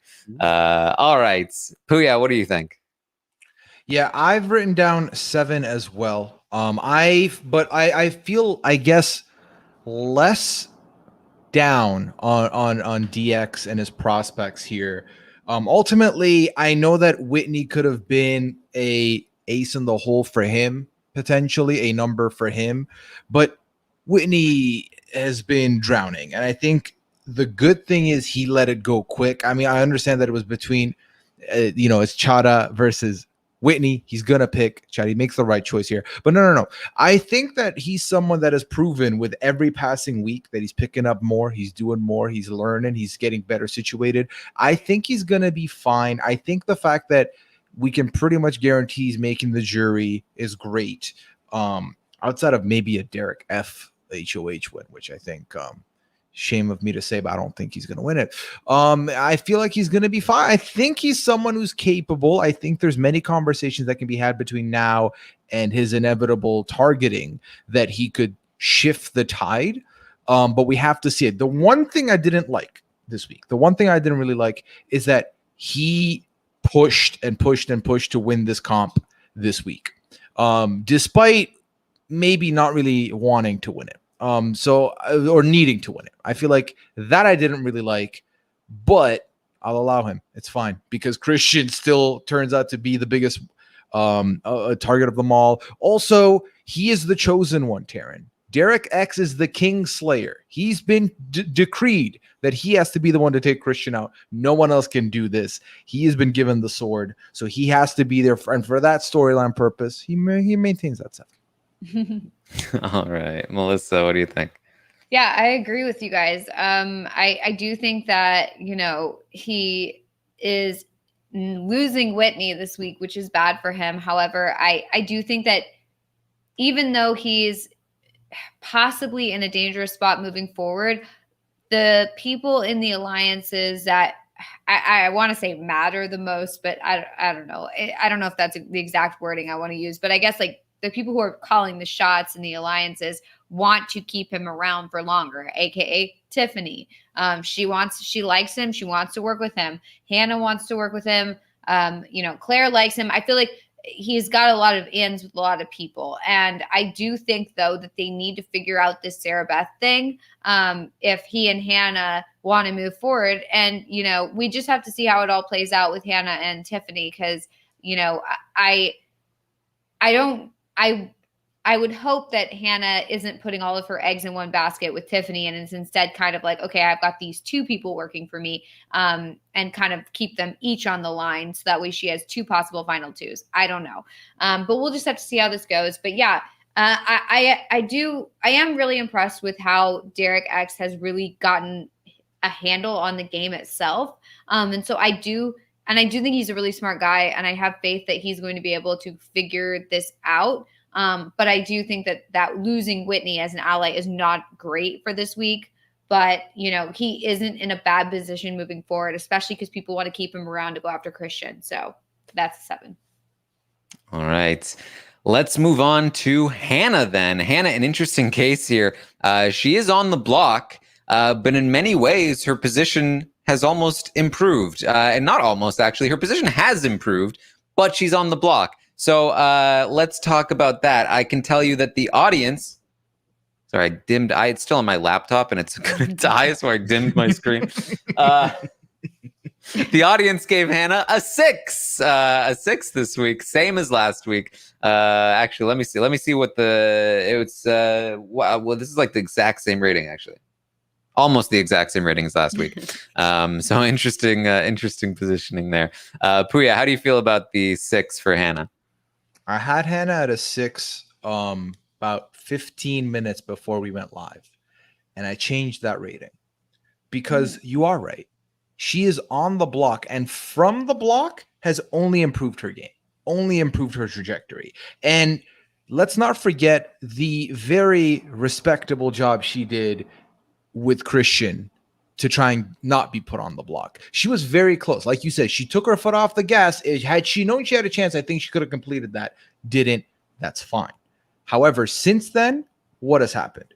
Hannah is in a position where she's got a couple new alliances now. She's got a final 2 with Tiffany, and this final 2 has surpassed the Kylan final 2 with Tiffany, which to me is huge for her. She has now a final 3 within the cookout between her, Tiffany, and X, which I think puts her in a solid spot. I feel like there's many people ahead of her that would leave potentially before she does. The person that might have been after her the hardest is now the target next week and could very likely be out the door before jury even begins. That means that's no sweat off your back. That person's gone. That is not a vote you need to worry about. You're okay. So all of this to me is a net positive, is an improvement. So, but here's my big conflict, right?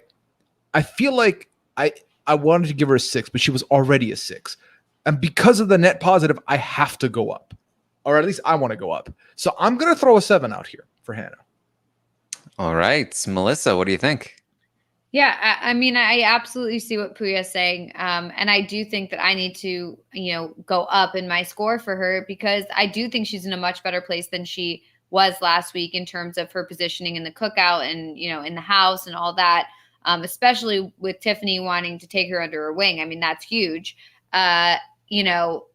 The fact is, though, that she is on the block, which isn't great. I do think that now that she's been on the block, people will not be as scared to put her up on the block. You tend to see that, once someone's already been on the block, it's like, well, just throw her up there again. It's not a big deal. She's already done it. Rather than, upset someone else and put someone else on the block. So I do think that that's a little bit concerning moving forward. And I think that people think that, okay, well, we're not getting Hannah out right now because people want to get Whitney out, but, she's going to be the next one or 1 or 2 later, which is like not necessarily the case. But, if they get in power again, who knows? So, I don't really know how it's going to go from here, but I do think that she is on an upwards trajectory. So I am going to go with a 6 because that's higher than my 5 from last week. Yes, Pooya, you make a compelling argument for the 7. I was definitely on a 6. I considered a 7 as you made the case. I think ultimately I have to stick with my 6 here, and primarily because it's too new. This new position that Hannah's in, right? She's on the block. Her position is dramatically improved, but I still remember her overconfidence in the prior week. And I still remember how often Tiffany changes her mind on things. And really, Hannah's source of safety and power in this game is solely being fed through Tiffany right now. Her own connections, not so much going to be doing it for her long term. There are still some people that want to put her on the block. There are still some people that want to target her. If Tiffany decides to cut off that valve, she's back in the doghouse, right? So for me, it's a 6 right now, but she's definitely on an upward trajectory as opposed to some people who are, I think, more established up at those 7s that are more on a downward trajectory. So keep that in mind for future weeks. Yeah, I can live with that, especially because I think it's one of those things maybe where I could have kept it a 6 and said, if this is the same situation next week, then it bumps up to a 7. I think ultimately 6 works. It was a 6 or a 7 either way, so it works. Yeah, there you go. All right, so let's move on to Kyland. Pooya, how do you feel about Kyland? All right, so this one's going to be interesting. Because I don't know if I'm on an island. I don't know if it's a lonely island. We'll find out. Should Sarah Beth leave next week? I don't think Kylan's in a bad spot. I don't think it's the worst thing for his game. I understand that this is someone who he's probably has the closest tie to, but if I'm looking further ahead, I feel like Kylan now is looked at as much less threatening. because that's someone who is tied to him completely gone. He's going to be seen like he's on a lonely island, and I could see other people going back to take him in. I could see that. I see a lot of different pairings in the house. You know, you've got your Claire and Tiffany's, you've got your Alyssa Christians. Why go after Kylan at that point? He's a little bit on his own, and we know he's got the capabilities. We know he's in a lot of little alliances here. I think that the biggest mistake for Tiffany is to remain faithful to the Cookout 6 for her personal win equity, because at 6, Kylan is in a final 3 with Big D and with Xavier that I think could help him big time there. I think that he's still got a decent relationship with Hannah as well. I think he's socially great. I think he's someone that has the capability to pick himself up and move on from losing Sarah Beth. I don't think he's going to go down with the ship. Was he going to probably put up a little bit of a fight? I could see that. But I don't see him tanking his game for her. And I think that if she leaves, it makes him seem weaker, which will keep him longer. I'm keeping him at an 8. I'm voting an 8 confidently. An 8 from Pooya. Melissa, what do you think? I am worried about Kylan. I mean, not fully worried about Kylan, because like Pooya said, I do think that he can kind of pick himself up and not be too, thrown off if Sarah Beth gets out next week or whatever. But I am worried about his position with Tiffany and people that he was working with before. And I know it's interesting because I keep referring back to Tiffany when I talk about each of these players and their position in the house, but really, like, I do feel like she is the hub of everything going on in the house. And I think that if you're at a bad spot with her, you're in a bad spot. So I am worried about Kylan because, it's one thing to have Tiffany, upset with you, but it's another thing to be like, hey, is everything good with us? And she's like, yeah, we're good. But really she's not. And it doesn't want to have any sort of like reconciliation or any sort of, let's figure this out. She clearly doesn't seem to be wanting to work with him all that much anymore, or at least not as much as she had been, with her final 2 and everything. So I do think he's in a worse position, not to mention the fact that Sarah Beth is one of his strongest allies, and she is next on the chopping block. So I'm worried for him. I think that he is in a worse position than he was before. And so, but I don't think he's in an awful position. I still think that he has it. I still think he can figure it out, but I think that he might need to go with a different strategy, like, teaming up with Derek X and Sarah Beth and Hannah, instead of relying on the Tiffany Claire sort of situation that he was possibly relying on before. So Piper's having a dream and is like wagging her tail like crazily, but she's sound asleep, so I'm very confused. Anyway, so I'm gonna give him a 7 because last week I gave him an 8, and I do think he's in a worse position than he was last week. So that's a 7 for me.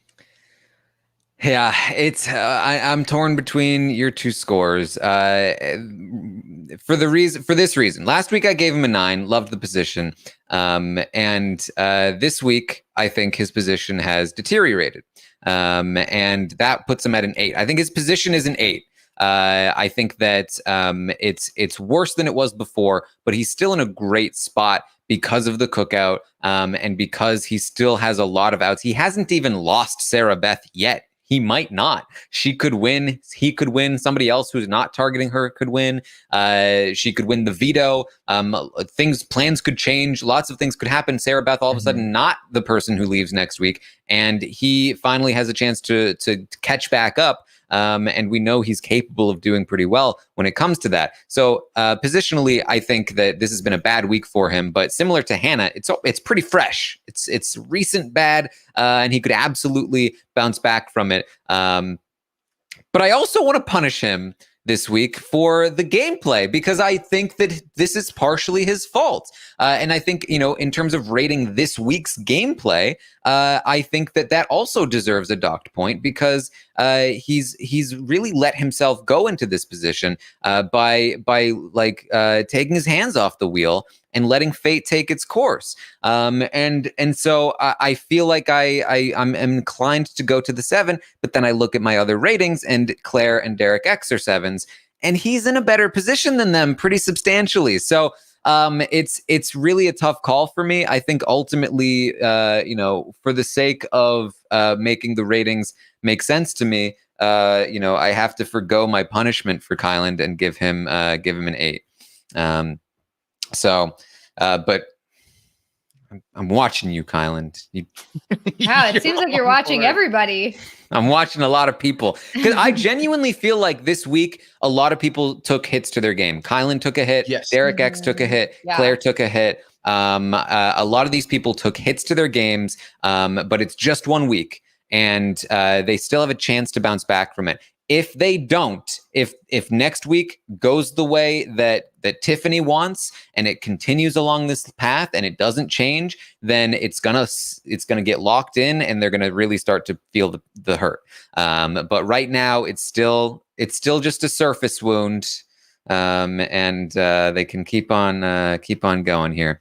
All right, so that's how I feel about Kylan. The audience down. Wow, the audience barely at a 7 for Kylan this week. The audience historically not as high on Kylan. Last week gave him a 7 as well.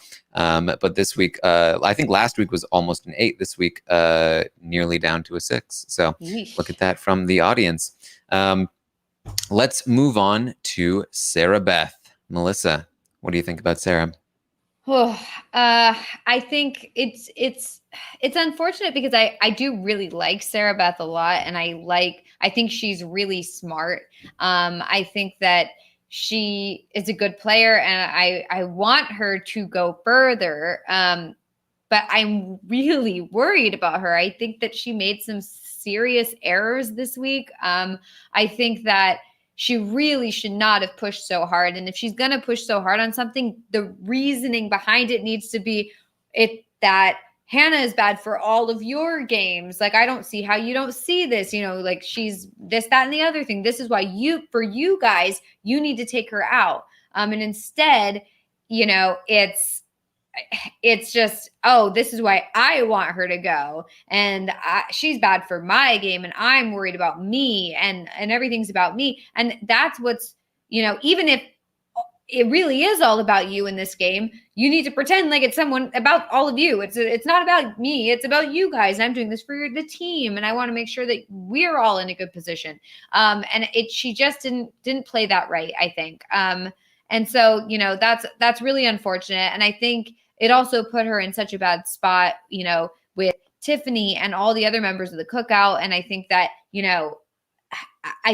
I'm really worried about her moving forward, and she's the next one on the chopping block. And it's not good. And to see her go from such a decent spot last week at a 7 to, in her current position now, possibly going home next, she could still pull it out. She's not on the block yet. We're not really there yet, but these weeks get played out the week before. So, it's safe to say she's in danger. But yeah, I think I think I need to drop her down to a 5 at this point, because I'm very worried for her. And I feel like any sort of allies that she had are no longer going to be backing her up. So I got to give her a 5, sadly. Yeah, I think that, I'm looking at the position here for Sarah Beth. Last week I gave her 7. She's had straight 7s for the last 2 weeks, at least. And, she's done decently in the game so far. She just hasn't been doing enough. And I think that's the problem with that kind of game. It comes crashing down all of a sudden. And the fact that she still doesn't even know how much danger she's in, to me, means that she's a 4. I mean, she's a 4 for me. She's in so much danger next week. And even if she's not, like, how does she climb out of this hole? She has nobody. No, there's nobody in this game. She kind of has the jokers being like, she's cool. The kings are like, we trust her, but yeah, if you want to take a shot, like, she needs to get moving, and she has not been. So yeah, it's a 4 from me. Pooya, what do you think? I had 5 again during my 15 minutes prior reevaluation. I ended up changing it to a 4, and it was for this reason. Right now, Sarah Beth literally went from being in a pretty decent spot in the house. As far as the plans went, she was supposed to be one of the early casualties of the jury. She's no longer in jury as of this moment. And it's because of the actions this week. I think she went too all in on using a lot of her capital to target Hannah when there was no reason for that to happen. There was no reason. She could have just tried it, seen that it wasn't going to work, stop. She kept going in the face of people who were clearly resisting. She asked, why are you resisting? Like, you don't do that. You try and play it with a little tact. You're like, oh, they're resisting this idea. Let me pocket that and try and figure out why, and like look behind the scenes. She vocalized it. And the mistake was there. She vocalized it. She's literally gone from being in the house all the way to the end, whether it was as a vote to win or at the final two, to leaving next week. Now, I had 5. And the reason I had 5 and I went down to 4, I had a 5 because I thought, well, she's not on the block yet. She could still win HOH. Someone that she's aligned with in like an Alyssa could win HOH, and she's not touching that block. And I think that there are a couple of people in the house that don't mind her all that much. Aza likes her. So that's someone who likes her. Claire doesn't really mind her. So there is still safety for her to be had, but then she is facing Tiffany's wrath. And that is the biggest opponent in this house than anyone. So I'm much rather willing and wanting to give her a 4 than a 5, because if she survives and she resituates herself in a good spot next week, she deserves that big bump up. But I just don't see it happening at the moment right now. So, hey, Sarah Beth, I drafted you. I like you. If you survive, enjoy your bump up next week. But right now, you're a 4 for me. Yeah, it's just such a rough place for her to be when she was already facing an uphill battle, and now, like, even if she does survive, Tiffany's done so much damage to her game. Like, there's such a hole to climb out of here. The audience does agree. Actually, they gave her a 4 as well. So there you go, 4 for Sarah. And next up, we have Tiffany. And I think that I will start with Tiffany. Last week, I gave her a 9. The week before that, I gave her a 9. I'm sticking with that. I'm giving her a 9 again. I'm very impressed with Tiffany. I think that, whether or not I agree with the long-term direction of her game, I think it's important to recognize that she is making a decision about her long-term game, and no other player has that luxury right now, because she's the only one with options. She's the only one who has set herself up in a position to have that many outs, and she is just completely controlling the direction of this game. I think it's easy to see the player in front and see the faults in their game, and she is not playing a faultless game. She is not a 10 for me, but I do think she's a 9. She's taken the control back from Kyland completely. There's nobody that can even come close to being a rival for her right now. And if she continues to get her way, then I think she can do very, very well. I still hold the same concerns for her end game, but I actually really like this new play with Hannah. If there are mental competitions down the road, then Hannah can help her. I don't think she can fully trust Hannah as much as she may think, but again, that's a long-term problem. And I think that she has a chance of at least competing with Hannah in anything that's physical. So I don't hate this. I thought that the bringing Kylan to the final 2 was more of a mistake than bringing Hannah to the final 2 would be. So I actually like that change in direction. Just in general, I mean, she's controlling this house right now. I can't give her anything else. So that's where I am on Tiffany. Melissa, what do you think?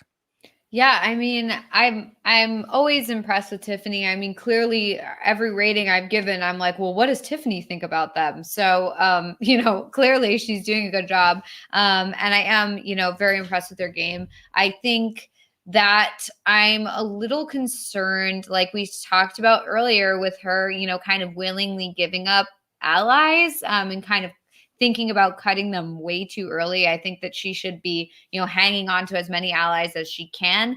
I'm not too, I'm not upset with the idea that she wants to take Hannah to the final 2. I don't think that's a bad call. But I do think that,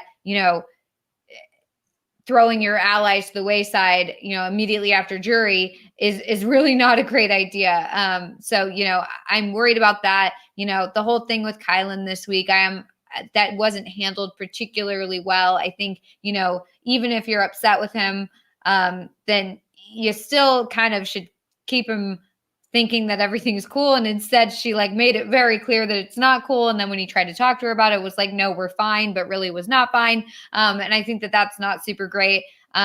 These are smaller things, but I do think that they are really going to affect her end game.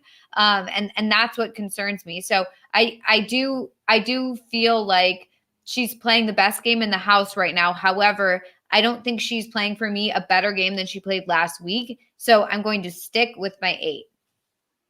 All right. Pooya. Tiffany is far and wide my favorite player that I've watched live in the longest time I can remember. She is Khaleesi. She is queen. She's so good. She's so fun too. Literally, there's not a dull moment with her. And she talks to the cameras and stuff. Live. Oh, so good. Yeah. And the best surprise of the season, because I did not know what to expect with her bio. And when Aman gave her a 10, I was like, yes, Aman. When Asia gave her a 10, I was like, yes, Asia. So I didn't think I was going to come in here and give her anything less than a 9. I didn't. But here's the situation. To me, she's an 8.5 right now. That rounds up. And no, it doesn't. Because here's the problem.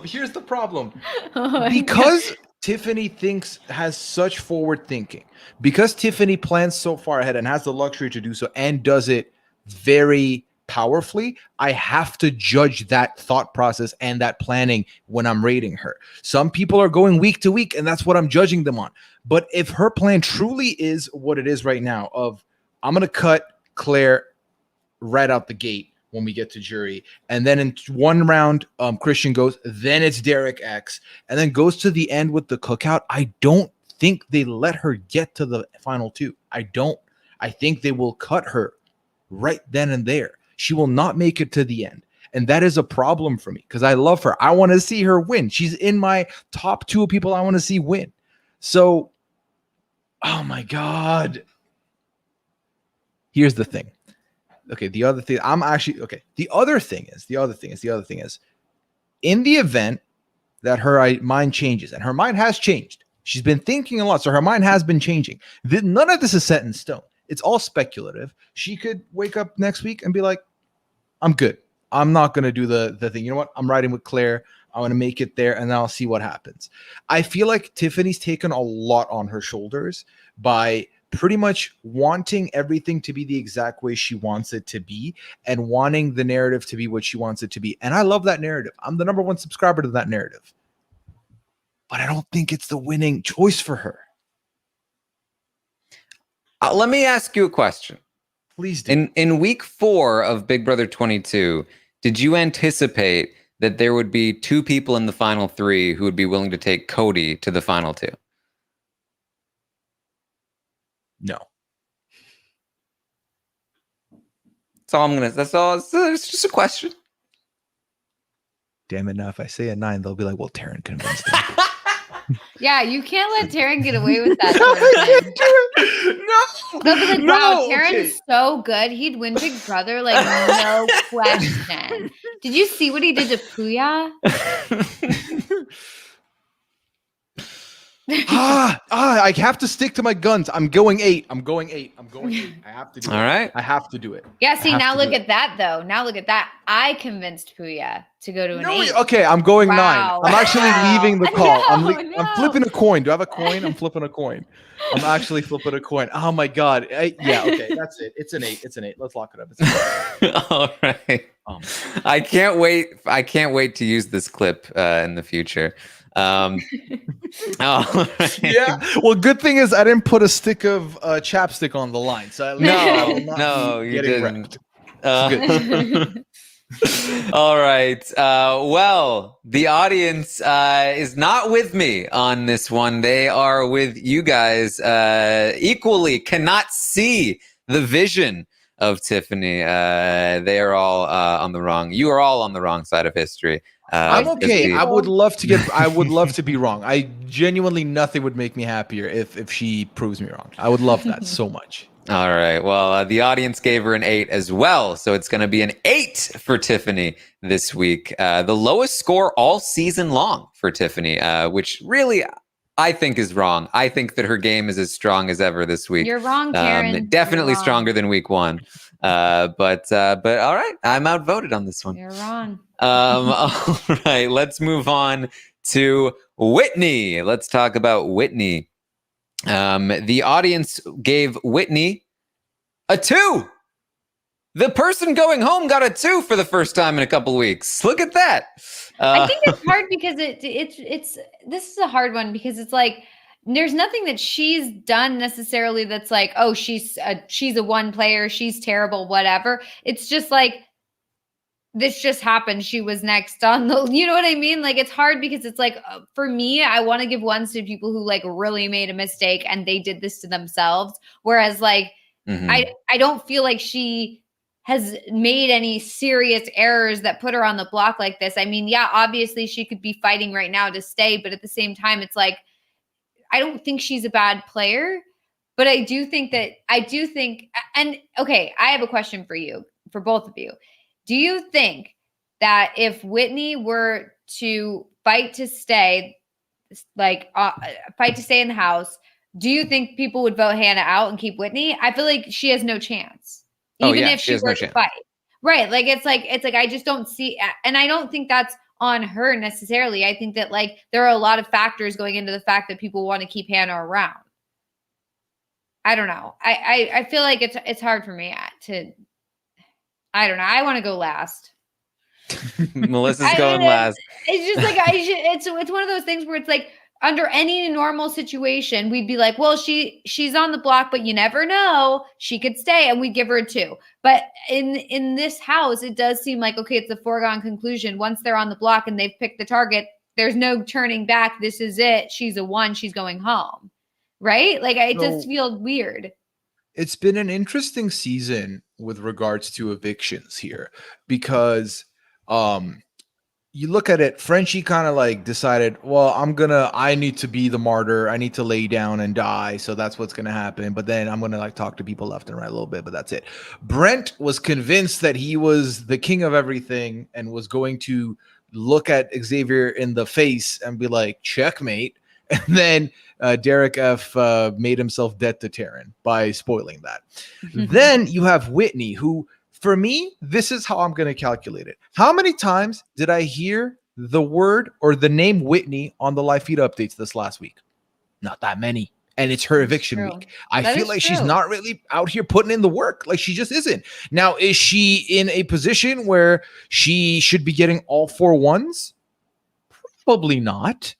But also, I think about her, the people she deemed to be the closest to her. I would do this for Derek X. I would go the miles here.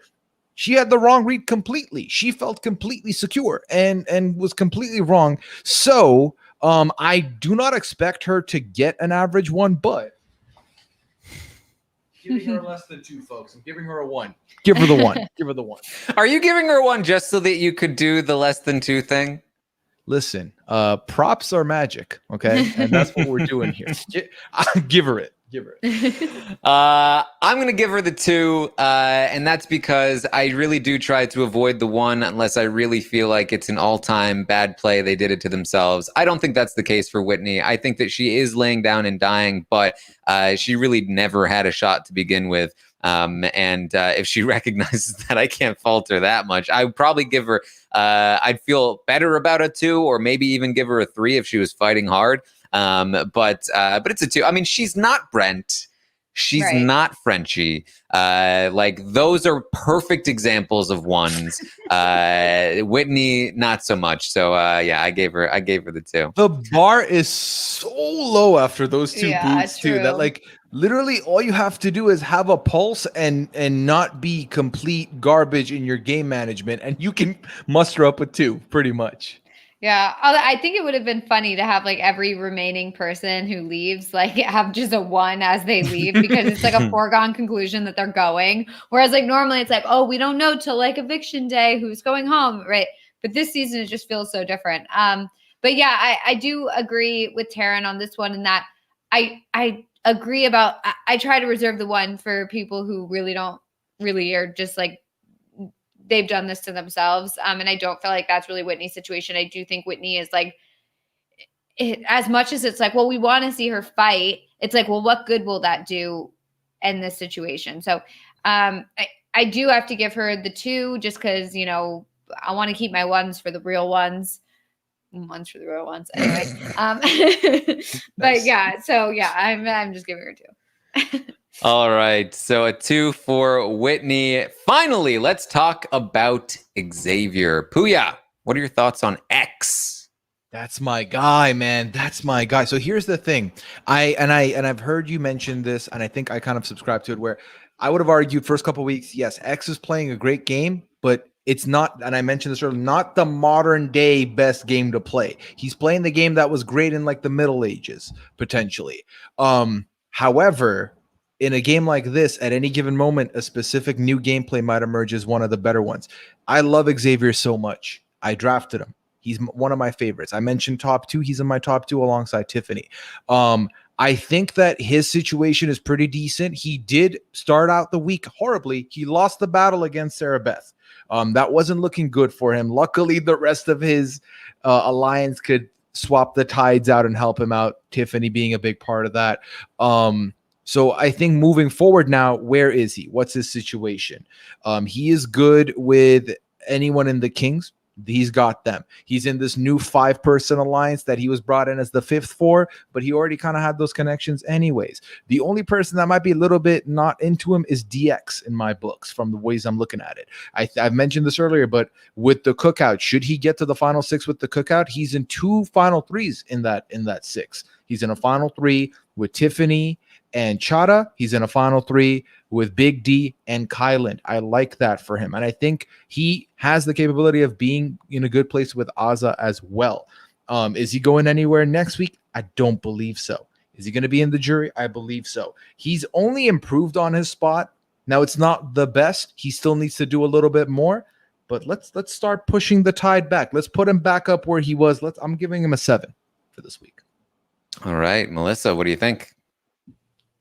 Yeah, I agree. I agree with Pooya. I think that he's put himself in a decent position. I was a little worried coming out of his HOH that maybe he would, you know, end up in a worse position, especially because a lot of people were really eyeing the Kings as, you know, we need to separate the show match. We need to get one of them out there. They're a team that's still intact. We got to do something. And then, of course, Christian wins the HOH. And I think that kind of put him back in a decent spot and allowed him to kind of find his footing more as we went through this week. And also he got his way this week. I mean, yes, like Pooya said, it didn't start off that way and it wasn't looking so great. But eventually, now that we're finishing out the week, it seems like Whitney's going to be leaving. Hannah's going to be staying. His team's all still there. You know, yes, Sarah Beth might be the next target, but you know, is that really that big of a deal to X? I don't know. So I think that,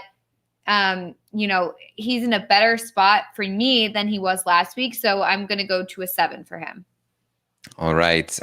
You guys are thinking similarly to me here in terms of X's game. I love his position now. It's really good. But I'm going to keep saying this. He is not playing super actively. He did not actively put himself in this position. X gained from Kyland's loss. If Kyland hadn't dropped the ball, then X would still be in a slightly worse position, and Kyland would be in this position. And X did nothing to make Kyland drop the ball. He did nothing to get that situation to happen. He just found himself in a position where he benefited from other people's losses. And that's his game, and I applaud him for that. He is trying to play this smooth game where he is able to, you know, hopefully fit into holes that open up. And I think that is certainly a valid way to play the game, and it's one that can work. But similarly to how I talked about Claire, I talked about Derek X, I talked about now Kyland, Sarah Beth. All of these players are playing very similar kinds of games where they're all kind of trying to find that spot where they can fit themselves in. And only one person is going to benefit the most from that. And because they're not actively playing, they're not going to make sure that it's them that benefits. X was last week in a spot where he was teetering on the edge of, and this week, because Kylan screwed up, it was like, here we go. That's great. And because he plays so passively, it could so easily fall back into at any given moment. And so until he is locked securely in this position, I am not quite up as high as Kyland, who is on his way down. But Xavier on his way up is at a 7 for me as well. If he maintains this position, this is the opposite of Kyland and Claire and Derek X. So I'm watching you. For Xavier, it's you stick here. You keep this up, and the sky's the limit here. You've got a great position here. Stay in this position, and you've got a good chance to win this game. So if he does stay in this position, I think this is some high value stockage here, and the audience is going to agree with us on this one as well. It's going to be straight 7s for Xavier. All right, that's the stock watch for this week. An interesting one. There we go. Yeah. There we go. Seems like Alyssa and Christian went up. Alyssa and Christian went up. Azza, Brittany stayed the same. Claire stayed the same. Big D went down. Derek X stayed the same. Hannah stayed the same. Kylan stayed the same. Sarah Beth dropped. Tiffany went down. Travesty. Whitney dropped, and Xavier went up. So there you go. Wow. All right. Let's get into some of the bonus questions here. I asked so this is a little game we played where I have the panelists here try to guess the order of the fan favorites, the top 4 and the bottom 4 of the players from the audience. So I had the audience rank the players from their favorite to their least favorite. So Pooya and Melissa, who do you think is the audience fan favorite this week? Tiffany. You are both correct. Woo! Who's number 2? Claire. I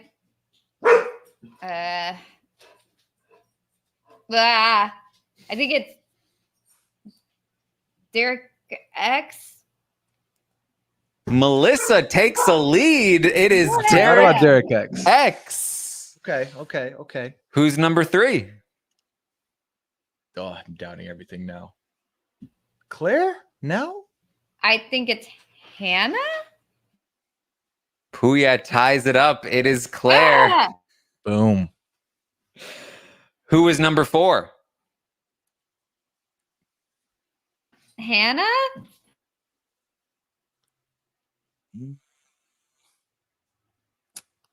Yeah, I'll go with Hannah aka Chada. I'm gonna go there. I'm gonna go there. All right, we are still tied because you're both correct. It is Hannah at number 4. All right, so this is a close one. Yeah. All right, who is I'm the actually doing audience's decently. least favorite player? Whitney. Yeah, I would say Whitney. You are both correct. Yeah. Who is the second least favorite? Alyssa? Brittany? You are both incorrect. Whoa. It's Big D. Wow. Okay. Wow. Jeez. Who is their third least favorite? Still tied up, only 2 to go. I would say Brittany. Yeah, I'm gonna say Brittany as well.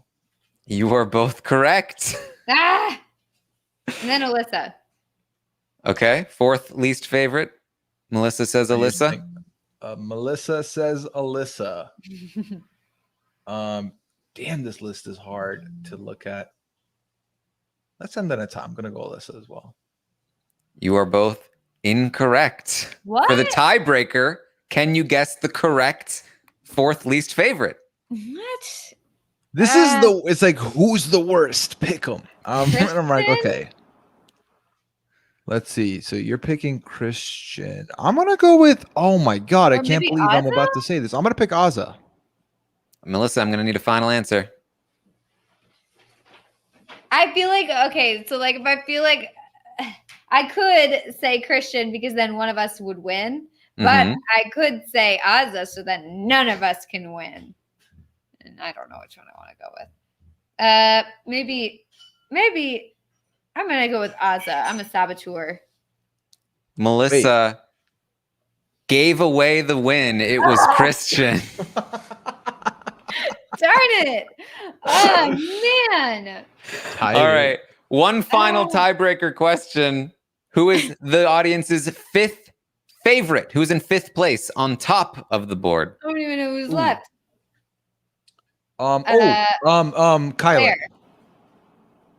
Oh, you both suck at this. It's a tie. It's Xavier. Oh my I god! was gonna pick Xavier. Okay. Oh my god. Okay. Wow. We don't know these people at all. All right.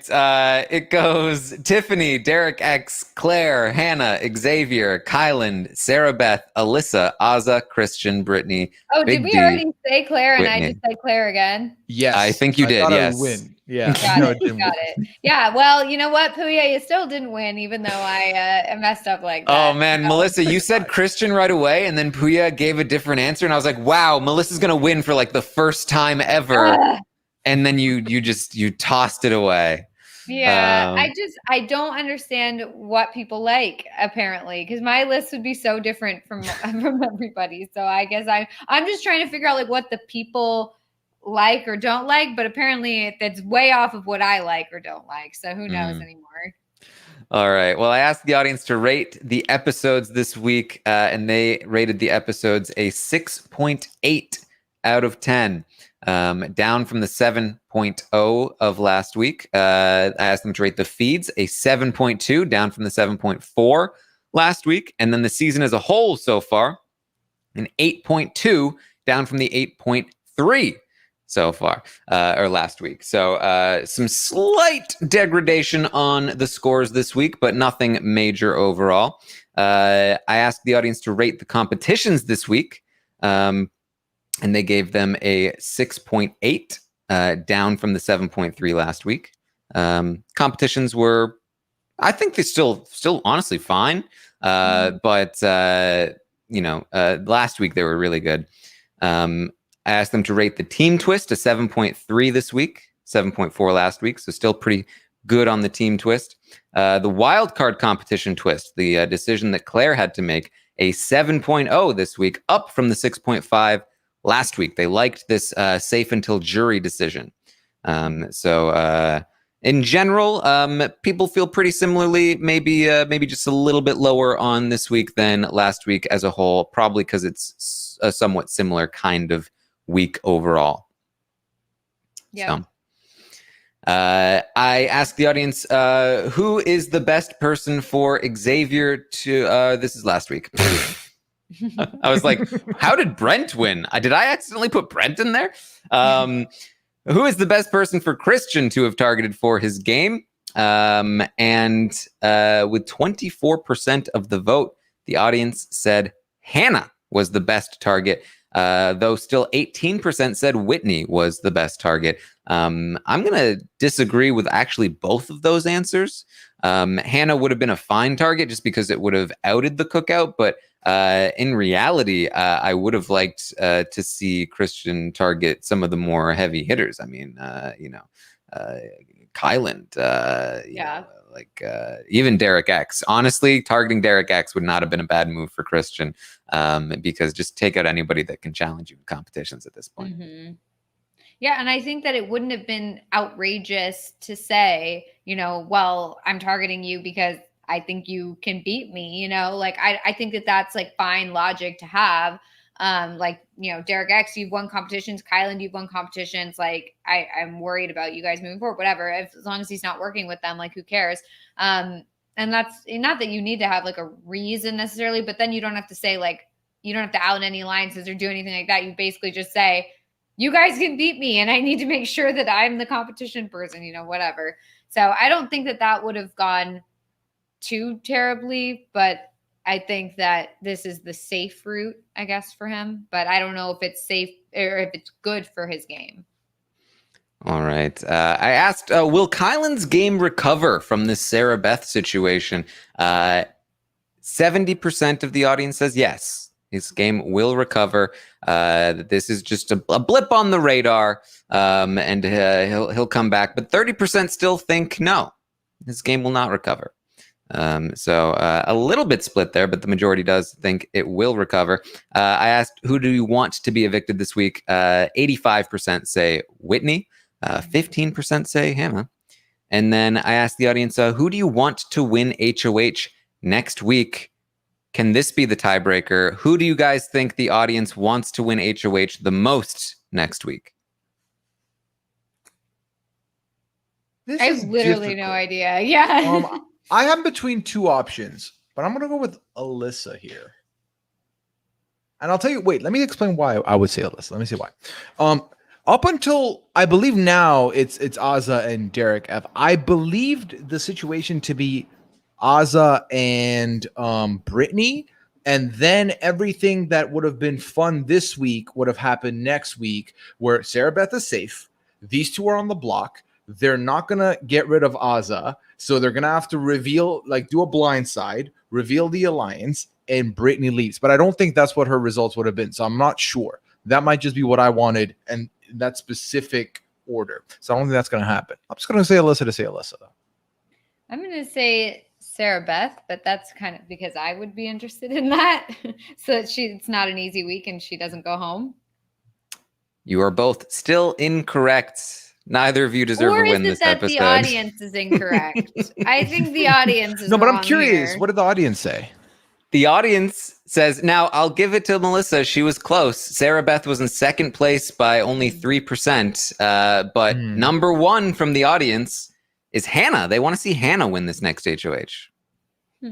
I don't know if that would be that exciting. I don't think so either. I think that's I talked about this morning. I feel like that's the cleanest results. Right. Here's a very easy excuse to target Sarah Beth. Well, plus, it's like everybody wants Sarah Beth to go anyway. So then it's just Hannah wins and goes, well, I heard that you wanted me to go. So now you're on the block and you're going to go home. And that's the end of it. And everyone's like, okay, we're clean next week. Like, that's boring. What's wrong, guys? Well, that's what the audience wants. Well, they're wrong. All right. The only other person with meaningful numbers here is Derek X in third place with 14%. So between Hannah and Derek X, they make up about 40% of the vote. Seems like the audience wants this shot to be taken at Sarah Beth, but there is a Sarah Beth contingent that wants not the shot to be taken. So there we go. That is the Stock Watch, the ratings and the questions. We can also take a gander at the leaderboard if it's working. Take a look. Let's see. BB23 leaderboard. Looks like we have. Is this a functional first place? We've got a 6-way tie for first with How a do we few see people it? here. Can you put it on the screen? I can maybe try to put it on the screen. It's a little bit more difficult with StreamYard, but I can try to make it work here. Let's see. Stock Watch. This thing. Go. And then this thing. Boom. Look at that. Yeah. Look at that. Wow. There really is a 6-way tie for Six-way tie for first. Wow. Everyone that went in on both Kyland and Derek X this week likely hit the most amount of profit. I did remember to go in here on somebody. I went in on Kyland. So I'm doing all right here. The rare Brittany stock, huh? Yes, I took a Brittany. I took a Brittany as I was the only one I could afford, and I was like, hey, I'll take a Brittany. Why not? No, I did not take a Tiffany stock. people that were like, "Oh, he's arguing for Tiffany's rating because he wants a Tiffany." Melissa, did you remember to do something? I did. But Here I you don't know are. where I am. You There are we down go. in 3,426th Oh, place. Woo! My first You week. went in on Derek X. Look at that. You made some money here. You're just a little bit behind. Wait, I put one in one other person. Who did I put it in? I don't remember. According to this, you did not. What? Yeah. I did. Yeah. All right, whatever. I had like a little bit of money left over and I tried to put it into somebody, but whatever. Yes, I did. Pooya, how are you doing over here? 827th place. Yeah. You did that. You did the Kyland Derek X move. Yeah, I had the exact same last week. So then this week I just logged on, added 2 more Kylan, and shut it off. So set it and forget it, man. There you go. All right. So that's the Stock Watch for the week. Of course, I do a stream about the Stock Watch on Thursdays. You can find that on twitch.tv/Taran Armstrong if you want to check it out and see what I have to say about all the stocks. All right. Any final thoughts on the week, Melissa? No, just excited to see, where it goes next week. I'm really looking forward to it. I think that it really depends on who wins HOH, and I love the endurance competition. So I'm really excited. All right, Pooya, any final thoughts? I'm very, very satisfied in what I've been getting from the season. I have many favorites. I love a lot of people. I love the cookout. I love Derek X. I love what Derek X is representing. I love that we got that segment on the show. I'm excited that we're getting endurance.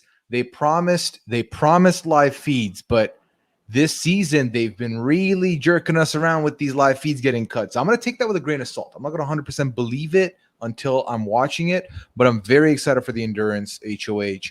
Let's see how this next week gears up, this final week before the jury. Let's see how it goes. I'm very excited. All right. So that's what we have for you guys this week. Thank you so much for joining us on this journey. I will, of course, be back tomorrow morning at 11 a.m. Eastern to update you on everything that happens today on the Big Brother 23 live feeds. And then tomorrow during the episode, I will be live again on Twitch, twitch.tv/Taran Armstrong, to watch the episode with you all. And then after the episode, we will have a podcast here on Rob's podcast to recap what goes down. Melissa, I think, will be there. So it should be a fun time. And then, of course, Thursday, plenty of content that goes down there. The Stock Watch stream, watching the episode with you guys, podcast after the episode. Plenty to go through with all of that. You can also find me on Twitter. Again, I tweet these surveys out the morning of this Roundtable podcast. If you want to get your votes in, if you disagreed with the audience's votes and you didn't vote, what are you doing with your life? Come on, get to the vote. So check all of that out. Pooya, where can people find you? You can find me on all major social media platforms at Pooyaism, but on Twitch, it's twitch.tv/Pooya. I stream there 3 times a week. We will be back with our Among Us stuff at 2 p.m. Eastern on Sunday, the pad at 11 p.m. Friday, and 90 Day Fiancé still going strong. Apparently next week is the finale of 90 Day Fiancé Happily Ever After. I had Rob on with me this week. I'm excited to cover the finale next week. And look out for Sexy Beasts, the last piece of our coverage for the moment. Episodes 5 and 6 will be out with Chappelle. We'll be joining Jenny and I to talk about that. So I'm excited about that. And I think that's everything. And I will be seeing Taran on Friday morning, of course, talking about the live feeds after the endurance comp, 11 a.m. Eastern. All right. And of course, you can find Melissa at It's Melissa with 3 A's. Yeah. Thank you all so much for joining us. And we will see all of you next time.